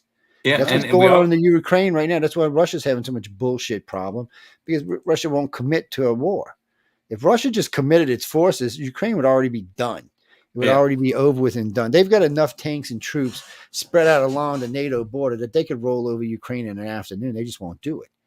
And Russia knows we're not going to invade them. They know damn good and well we're not going to invade them. So it's not because we're going to invade them. It's bullshit. Yeah, he may not have been worried about us, but his part of his reasoning for keeping some of the troops back was just to protect the homeland. because we may not have invaded, but Lithuania might have sent tanks in, or Poland, had they been pissed off enough. So I think he went about it the right way, but after the initial shock was over, then he should have committed the rest of his forces, and it would be over. Ukraine it would be Russia, over. We wouldn't even be talking about it anymore. It'd be done. Actually, Christopher, I have read several articles on maybe that the EU and the European nations are getting a little tired of the Ukrainian war. Well, it's costing a lot of money. Yeah, what's happening is it's not so much the governments. It's not even so much the governments that's getting mad. It's the people. You know, when you see Germany dumping, a couple of $1 billion at this country or that country, especially some of the poorer countries who's dumping a lot of money and are giving up military tanks and stuff, you're kind of thinking, why you could be using that here? Why are we keeping the Ukraine? Because really and truly, do you think Liskinsky even gives a good shit about any of us? Let's just be honest about it. I mean, the guy looks like a sleaze bag to me. Well, he's an actor. Actors always scare me, especially ones in control. What do you think? Reagan used to scare me because he had the power to push the button. I thought he might wake up one morning and think he's in a movie and go, boop. Oh, shit, did I just end the world? Especially the second administration when he was starting to show signs of Alzheimer's. Everybody was scared of him. You just yeah, I don't know, people. No, hold on. I'm going to pull these up right now. But, Chris, just be careful in who you vote for. That's all I'm telling you. I'm not voting for Biden. You couldn't even pay me money to get me to vote for Biden. What, you mean $25 million? Oh, I don't know. I might vote for him then. That might be different there. No, I probably still wouldn't vote for his ass, but I would just be careful. I mean, he's insane. And our country is in shambles. I mean, financially, we ain't been this bad off. Well, yeah, we said this a million times. If you make more than $250,000 a year, you're probably in good shape right now. But if you make less than that, you're hurting like everybody else in this country. Gas is ridiculous. Food's ridiculous. I mean, gas is going up here 50 cents a gallon in the last couple of weeks. I'm like, what the hell's going on? Anytime I got to go pay $3 a loaf of bread, I'm getting pissed, people. I'm just telling you. And if I got to pay more than 99 cents a dozen for eggs when I live in the damn egg capital of the world, I really get pissed. I'm like, come on. The only thing that's cheap down here is beef. Yes, beef. I saw a price for a loaf of bread at work the other day, $3.79. Yeah, for freaking bread. What? I mean, what does it cost to make a loaf of bread? Yeah. One loaf. So gas, you mean down here, gas right now here on average is around $2.70 a gallon. That must be nice. I'm paying $3.68. Yeah, I got. Let me see here. It looks like $3.85. Sorry, $3.63 right now here in Waynesboro. How about up in Pittsburgh? What do you got up there? You're about 3 hours away. $3.68. 5 cents more. Well, how much you paying out there in San Fran, baby? $12 a gallon. $6. Jesus. $5-6. It's in California, California has a potential of having cheap oil. I'll never understand that. They got their own oil fields. It's not even that. They got other oil fields they can tap nearby in New Mexico and Arizona. I mean, they can have oil for cheap. They just obviously don't want it. So what do you mean, Bob? I'm all for suing the tobacco country. I'm all for suing the government and the tobacco company. So yes, the tobacco companies got you hooked. Then they sued. The lawyers sued everybody and got millions and billions and billions and billions of dollars for themselves. And no, they got half. They didn't get a third. They got half. So like Louisiana got $14 billion, which means it was a $28 billion settlement. The lawyers got $14 billion. These lawyers made so much money, they should be in prison right now. They should literally be in prison. The settlement was so high. Did you get any of that money? Who's hooked on cigarettes? No, you did not.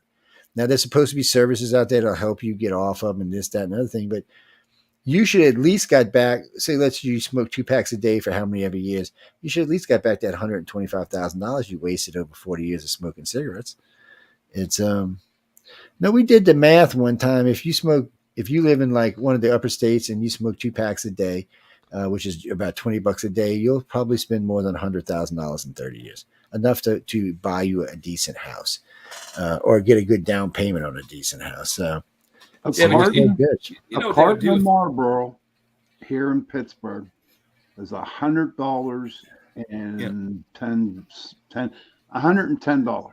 Yeah, they're $11 a pack at Marlboro's. Maverick, which Thank is God I made don't by the same smoke, company, man. they're about $7 a pack. So they're $70. It's all tax though. It's all tax. Yeah. It is all Mostly tax. all It taxes, is. yeah. It's It probably is.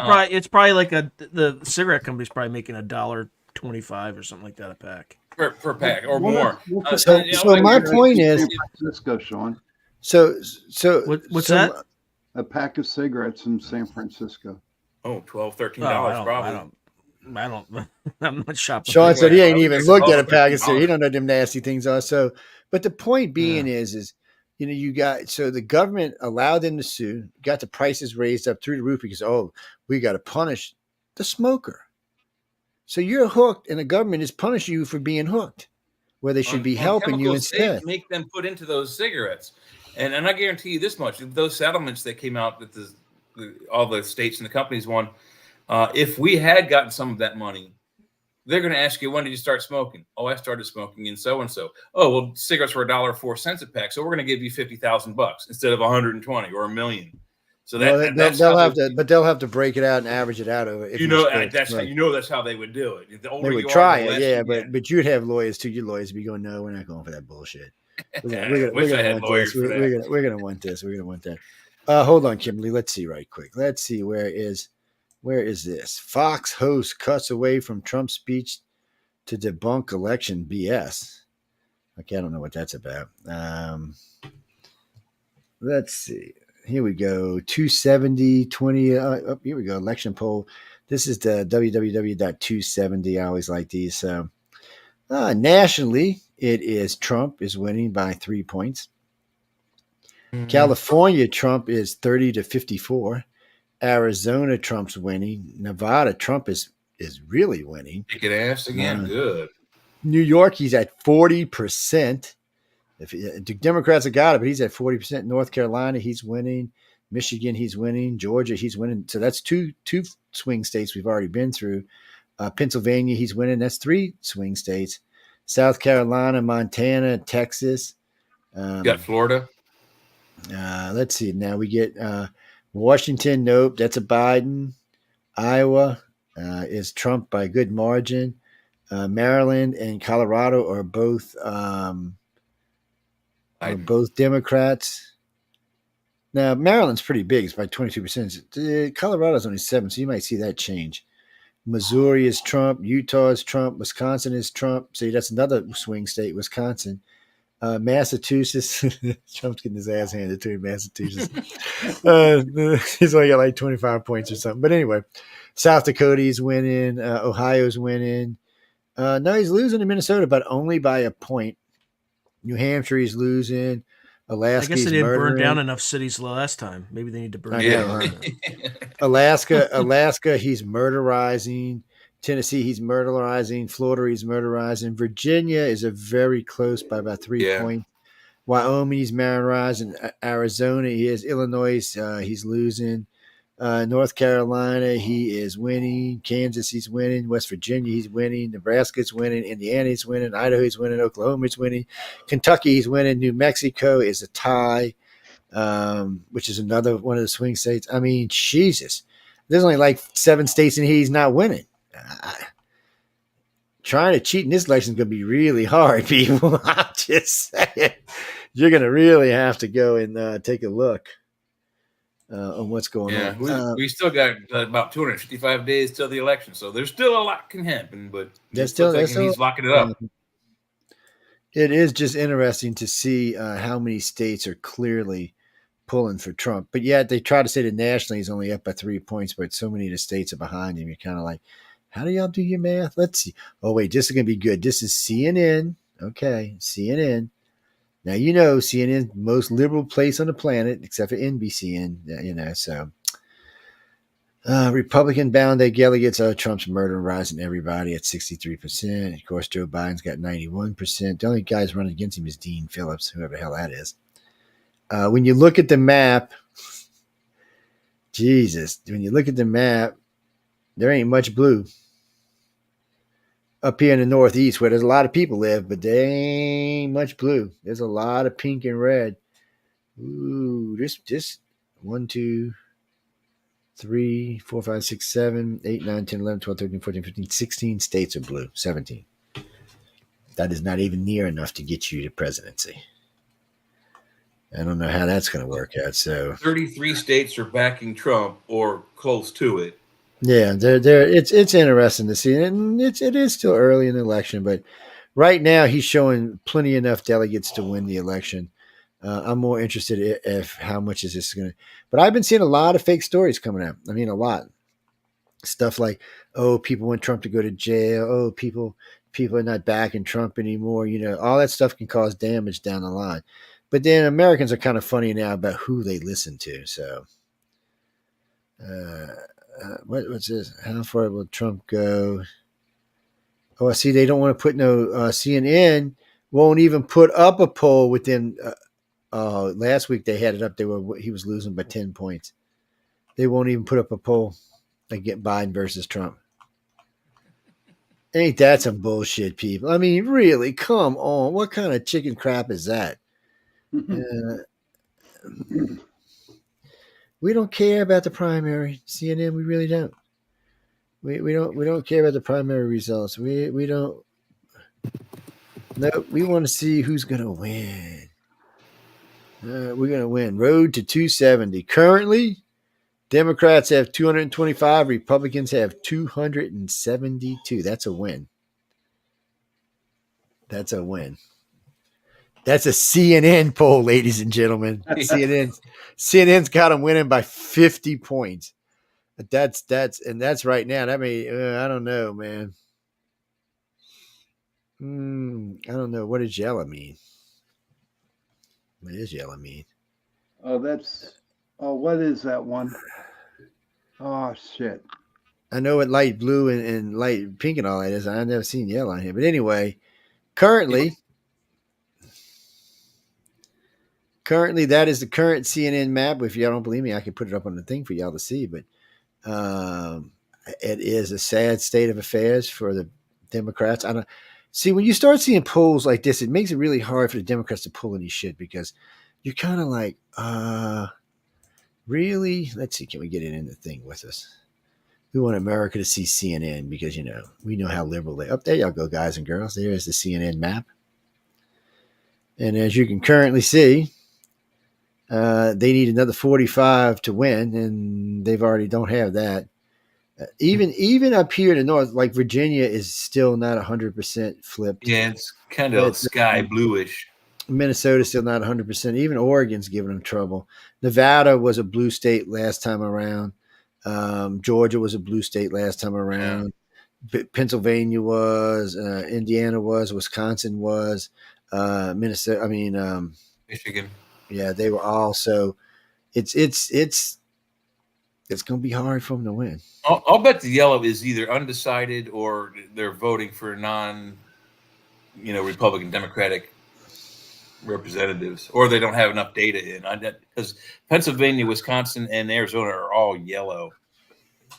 So, what do the hash marks mean? You got Nebraska's got hash marks, and Maine has hash marks. What do those mean? Oh, they separate. They're different.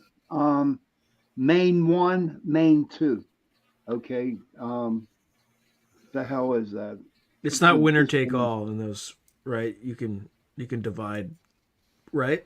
The electors, yeah, right? Something like that. Yeah. Okay, people. So all I can tell y'all is CNN saying that Trump is going to win handedly. I'm sure somebody at CNN is puking as we are speaking.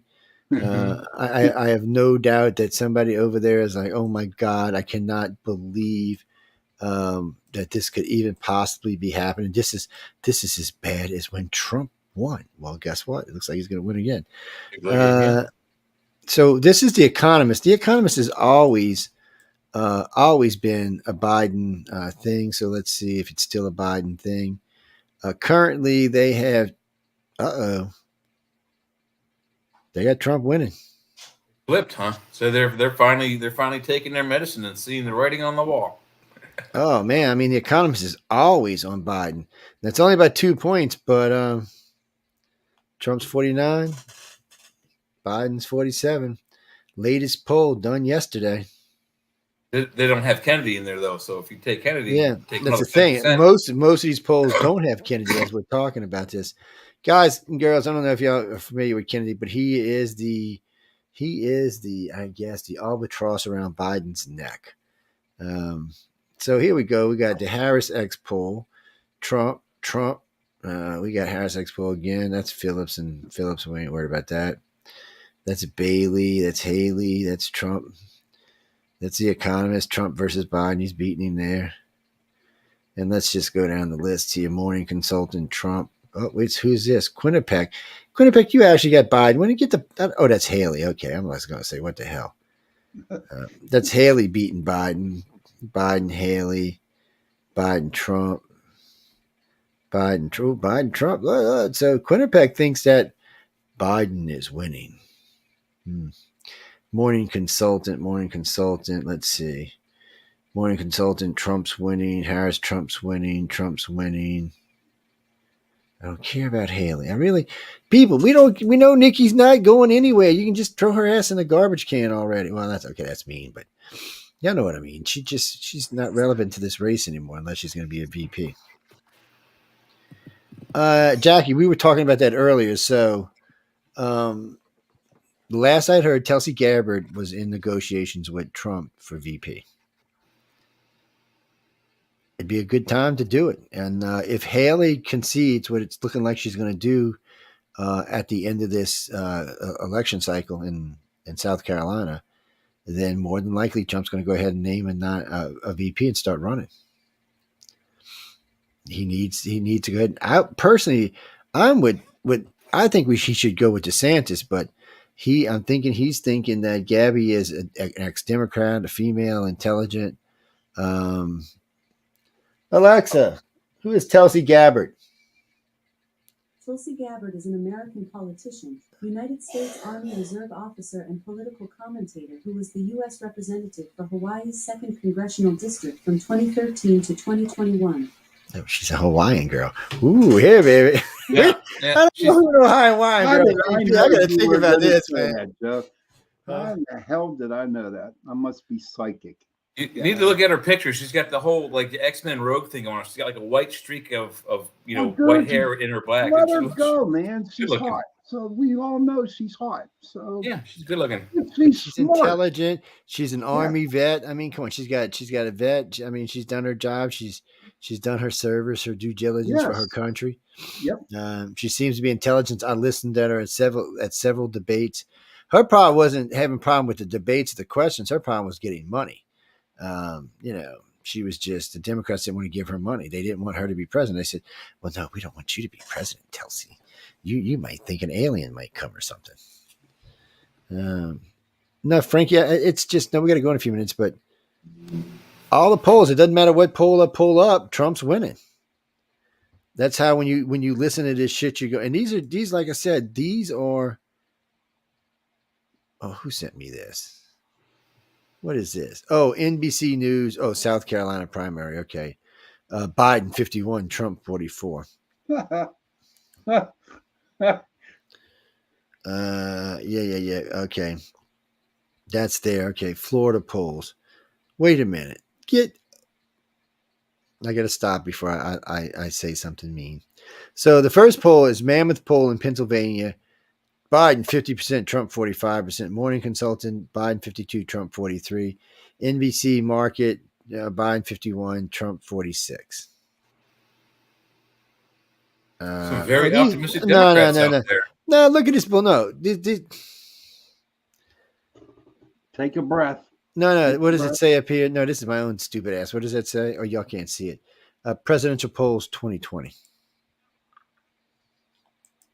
So that's what he was polling in 2020. Like, we give a good shit what he was doing in 2020. It's 4 years ago. We don't care about that. We care about today. What does the BBC say? BBC says that, whoa, BBC.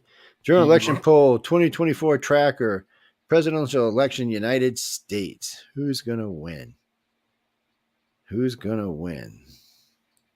Holy crap. They've got 43 Trump, 25 Biden. Wow. That's probably the realistic poll too. Because that is just crazy outrageous there. That's Sean's fault. We're blaming Sean for that. Mr. Biden, Sean put the voodoo on you, man. I don't know what to tell you. That's some San Francisco people. They put the voodoo on your ass. It's wow. One. Okay, we'll do. Okay, well, hold on, Chris. We can do. Hold on. Let me see if I can find them if they're here. I know 5850 somewhere. Let me see if I can find it. Let's see. 5838. I know it's somewhere. Let's see what this has to say. We don't care about Nikki Haley. What part of we don't care about Nikki Haley you don't understand, you stupid ass computer? Yeah, she's. I think she's already conceded that she ain't going to make it. No, they were talking today about how can she give Trump her delegates and not look like I don't know, like an idiot. Let's see how many people. 538. This is an ABC News poll. How popular is Joe Biden? Well, basically almost 60% disapprove. Okay, relatively unpopular. Yes. Haley's way down at the bottom. Haley's at whatever. Trump's at 76%. So Haley, I'm sorry, baby. Just concede the election and get over it. Yes, concede it and get over it. If she were smart, she might have approached the Trump camp for a negotiation to be the vice president as well. Well, there may be something still there. I mean, I'm sure Trump's not going to now.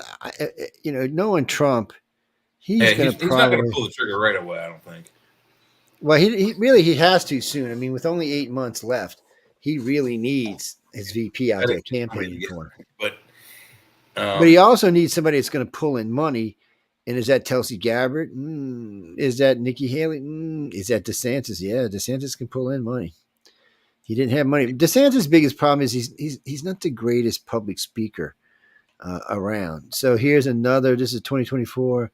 Another election poll has 55.5% of America disapproving, with 40% approving. Whoa, I don't believe that shit, by the way. You're not going to prove to me that 40% of America thinks Dingleface is doing a good job. I just have fundamental issues. Is that why Biden is losing some more amongst young voters of color? Because he's an idiot, racist pig that likes to play with little girls' hair. That's why.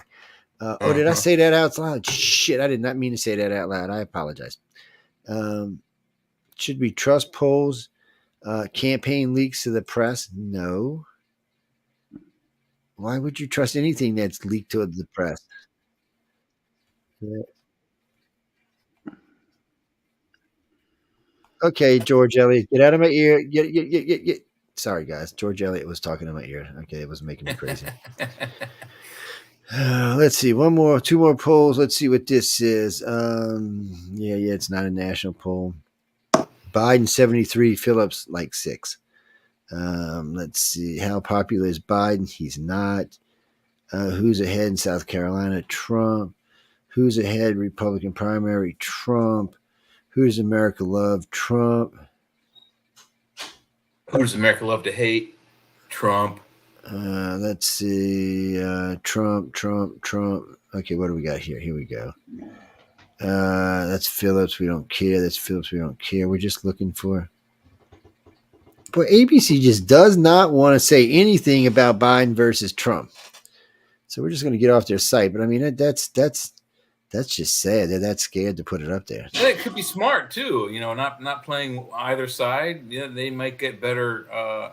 If they appear to be more objective, they might get better, sponsorship from their viewers. Never know. Yeah, they need to do something.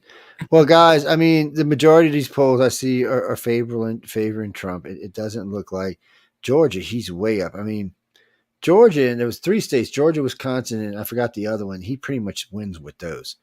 Going with basically what the red states are going to give him anyway. So, what do you mean? Why is this shift? Because Biden's an idiot.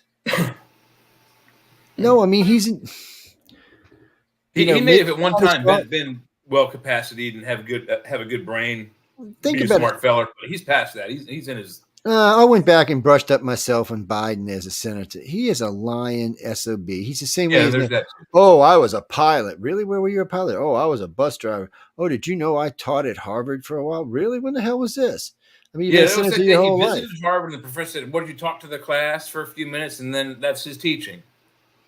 He said, I have tenure. I'm like, really? And how did you end up with that? I mean, he just lies. Everything comes out the man's mouth. You know, they always bitch about Trump lying, and Trump does lie a lot, but not like this dude. He ain't got nothing on Biden. Biden is just, and then I got the issue with him touching girls' hair. I just, presidents shouldn't be touching on little girls. Shake their hand, maybe. If they know the kid, maybe a hug. Other than that, don't. And I don't want to hear about your daughter says, Daddy used to take showers with me. Really? No. It comes to age, you don't get in the shower with your daughter. Let's just be honest about it. It's, no, really, Chris, you go get what age you gonna get in the shower with your daughter? What's the acceptable age? He's weird. What is the acceptable? What is he? No, I mean, what do you this is consider how it should go. acceptable As age? soon as your child can bathe and safely shower themselves without drowning and supervision, that's when they bathe alone. Yeah. When they're an infant and up to maybe 2 or 3, you have to watch them. Otherwise, they could drown and kill themselves. So, yeah, after 3, that's that's borderline way bad. I'll be kicking his ass off because that's all he wants to do. He wants to rile you up, Joe. Let him rile up. That's all fun, but it's just some of the stuff. People, you got to grow up. The world is strange, and I just a kid this tall. You shouldn't be it's not your. This is how this would work because I have daughters with their stepdaughters, and it wouldn't even matter. So if I'd have been standing there and some guy would have just started rubbing all of my stepdaughters, I would have broke his hand. I would have just broke his hand and said, "Look, do something stupid again, I'm gonna break far more than your hand." I would have just broke his hand, teach him a lesson. I'd have just said, "Look, boy, come here, let me show you how this is gonna actually work." And as it is, when they all became teenagers, I used to tell these guys, I said, did she tell you I was special forces? What's it, Mr. Joe? I said, did they tell you? I said, dude, I said, I'm going to tell you this once. Have them home at this time, because if I got to come looking for you, it's not going to be nice. And but Linda was far worse than I was. She called the cops on her a couple of times. I was like, she didn't even play, buddy. You're not home at curfew. Watch this. Okay, I made it 3 hours. I gotta go. Dude. Get out of here. We're getting ready to get out of here ourselves in about 4 minutes. We'll be out of here. I'll wait 4 minutes. Don't, Sean. Be sure to tell them where they can find you. Into the night, somewhere on planet Earth. You can find me on Sunday nights and Tuesday nights on UPRN Talk Radio 105.3 New Orleans, 107.7 Mississippi. And I'm on Sunday nights at 8:05 to 9:05, and on Tuesday 8:10 to 9:10 p.m. And Laura, he lives in Pennsylvania. So Laura wanted to know where you live. Other Sean, what are you doing, man? Where you at? Where they can find you? So you can find me on Through a Glass Darkly Radio on this station on Sunday evenings from 6 to 8 p.m. Pacific time, 9 to 11 p.m. Eastern, and 7 to 9 p.m. Is that right? Yep. Central. Yeah, 7 to 9, yeah. No, really, guys? No, I'm sure he's got 14 kids. 14 people. It's got a new cult. Why? It was 13 at the top of the show. It's now 14. Yes, wife delivered while we were on the radio. She just had another one. We're about to have another 15th in like 2 months. Oh my god! And it's just why she puts up with his ass is beyond me. It's Jay. Tell him where they can find you at, man. You can catch me every other 3 Fridays on the Church of Mavis right here on the network at Fridays at 8, just before this show, which I can also be occasionally found on. And that, again, is news on the flip side as well. So there we are. Well, Glenda, to answer your question, I have 37 children by 14 wives. Yes. 68 grandchildren, and then just recently, that's right, here and there, and only 2 have mustaches. That's right. And just recently, all 14 said they were pregnant again. So that's going to be 50 kids even now. A buck 50, man. What do you mean? It's great having that many kids. Anyway, we got to go, ladies and gentlemen. We're getting delirious at this point. Yeah, we've been out in the sun too long. Yes, we got quite a few news stories coming tonight. We got quite a few we didn't get to, but remember, you can always send in your favorite story, your favorite music, whatever you'd like to hear. We've got a guest coming on. I'm going to probably book him for this show for an hour. We'll see. It's more along the lines of Secret Service kind of stuff. So we'll bring him on there. And then in a couple of weeks, we're going to leave one of the hours just to talk about the Koresh gentleman who gave testimony at Congress, since I had to too. So we're going to talk a little bit about him and like that. What do you mean? You mean do a show on the? Wait a minute. So you want me to do a show? You want us to do a show on the FBI? Is what you're saying? Like on Ruby Ridge and no. And he let me tell you what. Too much. Ruby Ridge. I don't want an IRS proctology. That's right. So and you mean Waco and Ruby Ridge? And I said, no, look, I'll tell you one thing about Ruby Ridge, and that's it. Your boy got off even after he killed his wife, his dog, and his kid, because the barrel of the gun was 2 centimeters over the legal size. When the FBI originally measured it, they measured it wrong. And when it got in court and they measured it, it was legal. So all that shit they did, all that stuff they did to him turned out to be for nothing. Yes, including killing. Shot his kid in his back while he was running. Yeah, shot his dog, shot his wife. And no, the one kid I think was actually in her arms. Anyway, it was a horrible story, and they paid dearly for it. And since then, hopefully they've straightened themselves out. Other than that, we can't talk about them because I love the FBI. I have lots of friends there. I think they're the greatest agency around. Yes. All hail the alphabet. All hail the alphabet. Anyway, we got to go. Oh, no, you can catch me on Wednesdays, Fridays, and Saturdays. I'll be here tomorrow with John Goodwin with 4 of the winners from Writers of the Future's 40th anniversary edition this year. And then I'll be here, on Wednesday hosting UFO Undercover. I forgot who's on with me this week. And then, of course, I'm here with the guys getting in trouble. And again, we are looking for a woman, not a girl. A woman, no woman. Someone at least 38 or over. I'm really leaning towards 40, but no. I mean, let me tell you what. If you're really good and you think you can get up here and hang with us and talking about all the shit we talk about, let me know. We'll bring you in and you can see if you can. You can't be scared. You got to butt in sometimes. You got to get your 2 cents in there. No, we just. It's always good to have a female to offset it. Why do you think they want to send a woman into space with men? Because men they learn something at the Arctic. If you leave guys alone by themselves, they just turn into pigs. We must have supervision. Well, there was a female astronaut who basically destroyed the. I do remember. Yes, I do remember that. Yes, see, they're just as bad. We're not going to go into that. They didn't let that story leak, but the story's out there nonetheless. Yes, sometimes people, you get cooped up in places. But guys and girls, no, we just got lead stories coming up. A couple of lead shows coming up in the near future, and we got one in I think 3 weeks or 4 weeks. It's going to be mostly a music show. We got a friend of ours from California coming on. He's a musician. We might bring in a couple others that we know and just listen and play music, and we'll slip some politics in here and there. But we'll just. So let's just figure it's going to probably be like the last week of March. So anybody who has music they would like to hear, send it to iCartCox.net. No, I'll mention it the next couple of weeks. It can be any kind of music they want. Now, whether it gets played or not, I don't know. If you start sending me like, Puff the Magic Dragon, that shit's not going to get paid. I'm just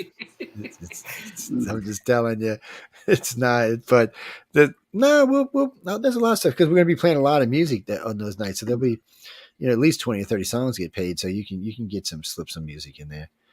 Oh, you're talking about what's his name? The guitar playing guy, Santana. Yeah, that's who you're talking about. Carlos Santana. Oh, he's awesome. Playing with, I know who else you're talking about. The guy from not Matchbox. Is it Matchbox? When they're singing Maria. Yes, I know exactly what song you're talking about. It might get played. It's not hard rock, but it might get played in a different context. Yes. Good night, yeah. Good night. All right. Anyway, John, we got to get. Sean, we got to get. Jay, we got to get. Everybody else, go out and have some fun. Enjoy your life. I know we're getting close to Easter now. Easter. Especially over here because I'm on the eastern side of the planet. Oh, and how many of you bastards committed a sin today and ate meat? Always. Hey, I got a question for you guys. As a result, if you catch on fire, Just remember to stop, drop, and roll. That's right. For the lightning bolts. Hey, do you guys know the answer to this question? On Good Fridays, what type of meat are priests allowed to eat? Oh, I'm not even going there because I'll get thrown off the show. Unfortunately, I read your mind, Joe, and I had the same thought. So I'll just let that one go. The answer is none. Salami? Anyway. No, none. N-U-N. They get none on Friday. I hope to all my Christian friends out there, I hope I didn't offend y'all because I had bad thoughts. It's okay. I'm Catholic. You're. I bless you. I was raised Catholic. I don't know what the hell I am. Yeah, me too. Yeah. It's no, Chris, we got to go. Jimmy, we got to go. Bruce, Stephanie, all y'all. I'm glad y'all hang in. At least I'm starting to see more of y'all can't come to the chat room now, so that's a plus. Eventually, we'll get all you messenger people in here with us. I don't know what you're scared of. Sean only bites if you ask him to, so you don't have to worry about it. Jay's got some. Jay told me he's got a paddle that. Well, I can't tell you what it says on the air, but it's bad. It's bad. It's also got 36 rusty nails on. No, see, that's even a better paddle. But on that note, ladies and girls, we got to go. I hope everyone has a good weekend. Enjoy your time off. Get out there. If you're in California, stay away from the poop. Everybody else, stay away from the weed. And have a good weekend. And don't eat too much candy, people, please.